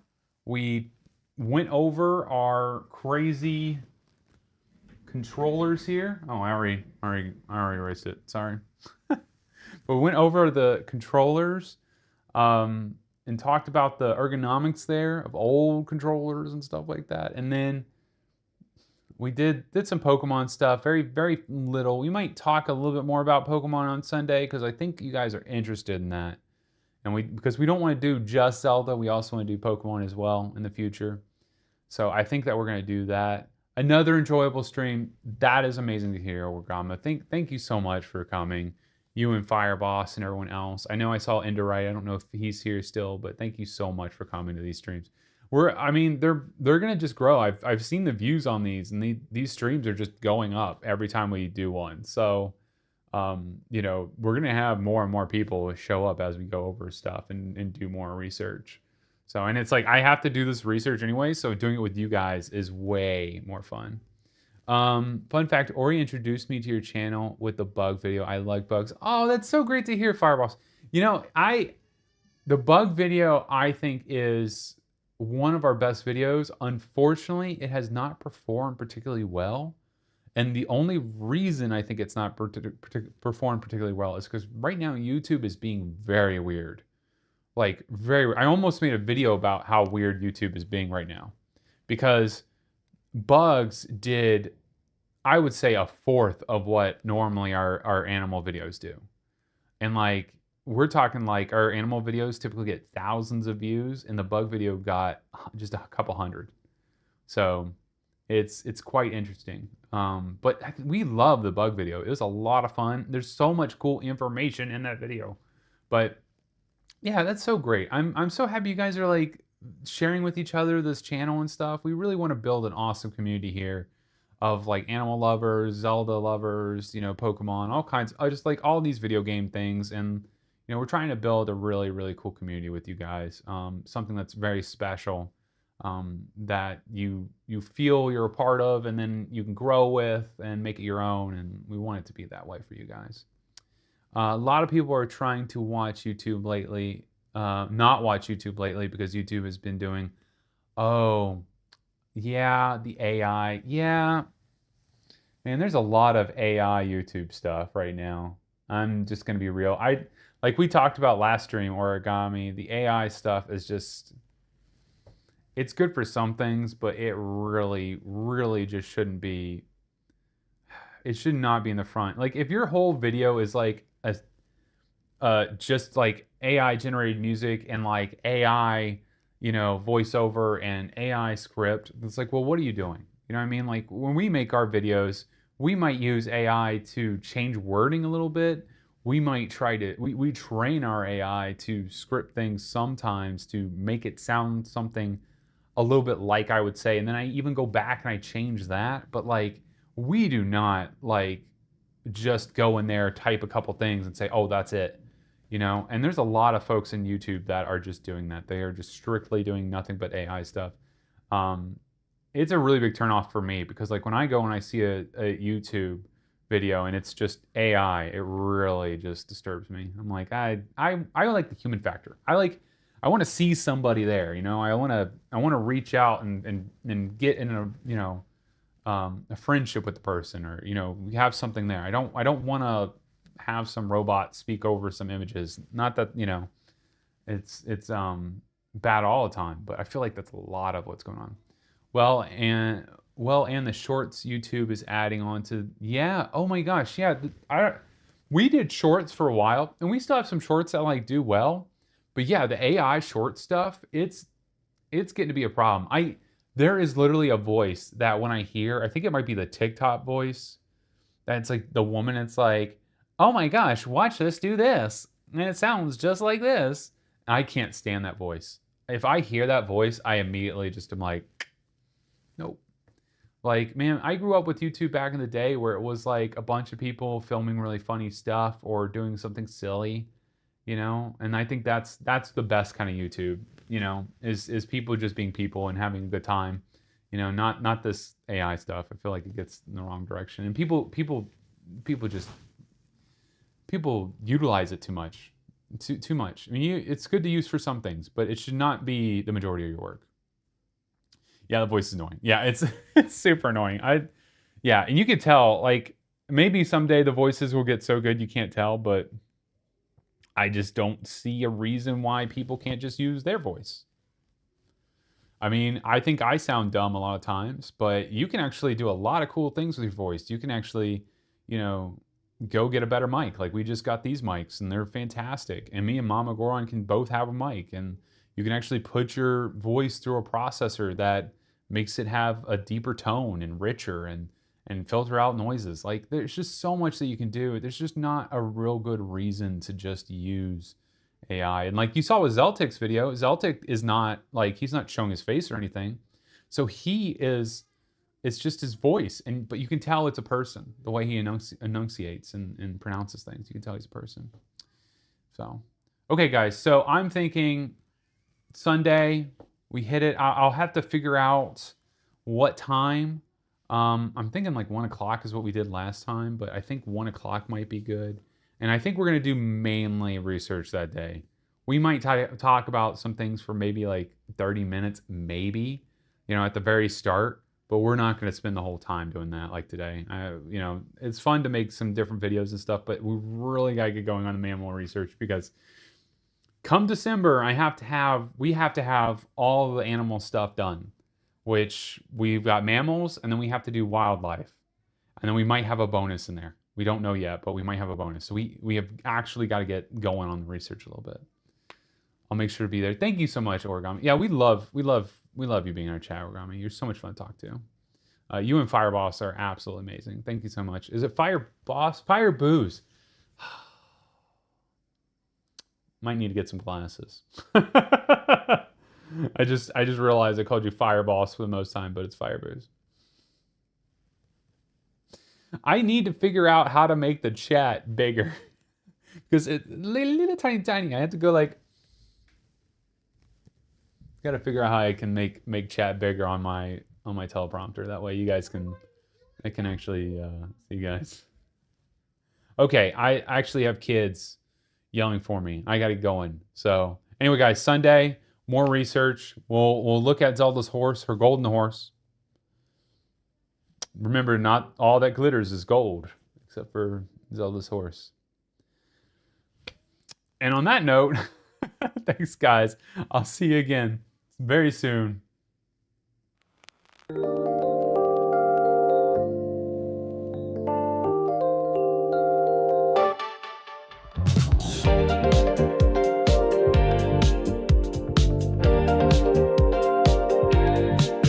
Where have you been? Been searching all along. Came facing twilight on and on. Without a clue, without a sign, without grasping at the real question to be asked. Where have I been? I'm a shapeshifter at Post Masquerade, hiding both face and mind, all free for you to draw. I'm a shapeshifter, what else should I be? Please don't take off my mask, revealing dark.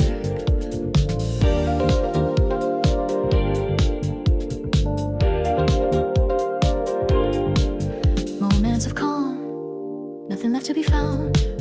A mirror right in front of me, that's where I find an empty glass, reflecting the sad truth.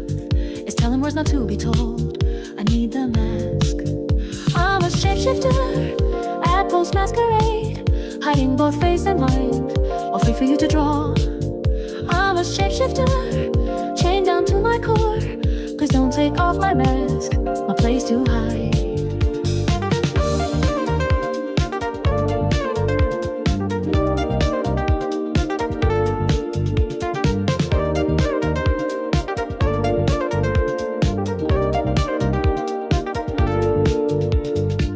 Tell you not to see me, just a cage of bones, there's nothing inside. Will it unleash me, burning down the walls? Is there a way for me to break? I'm a shapeshifter at Post Masquerade, hiding both face and mind, all free for you to draw. I'm a shapeshifter, have no face to show. Please don't take off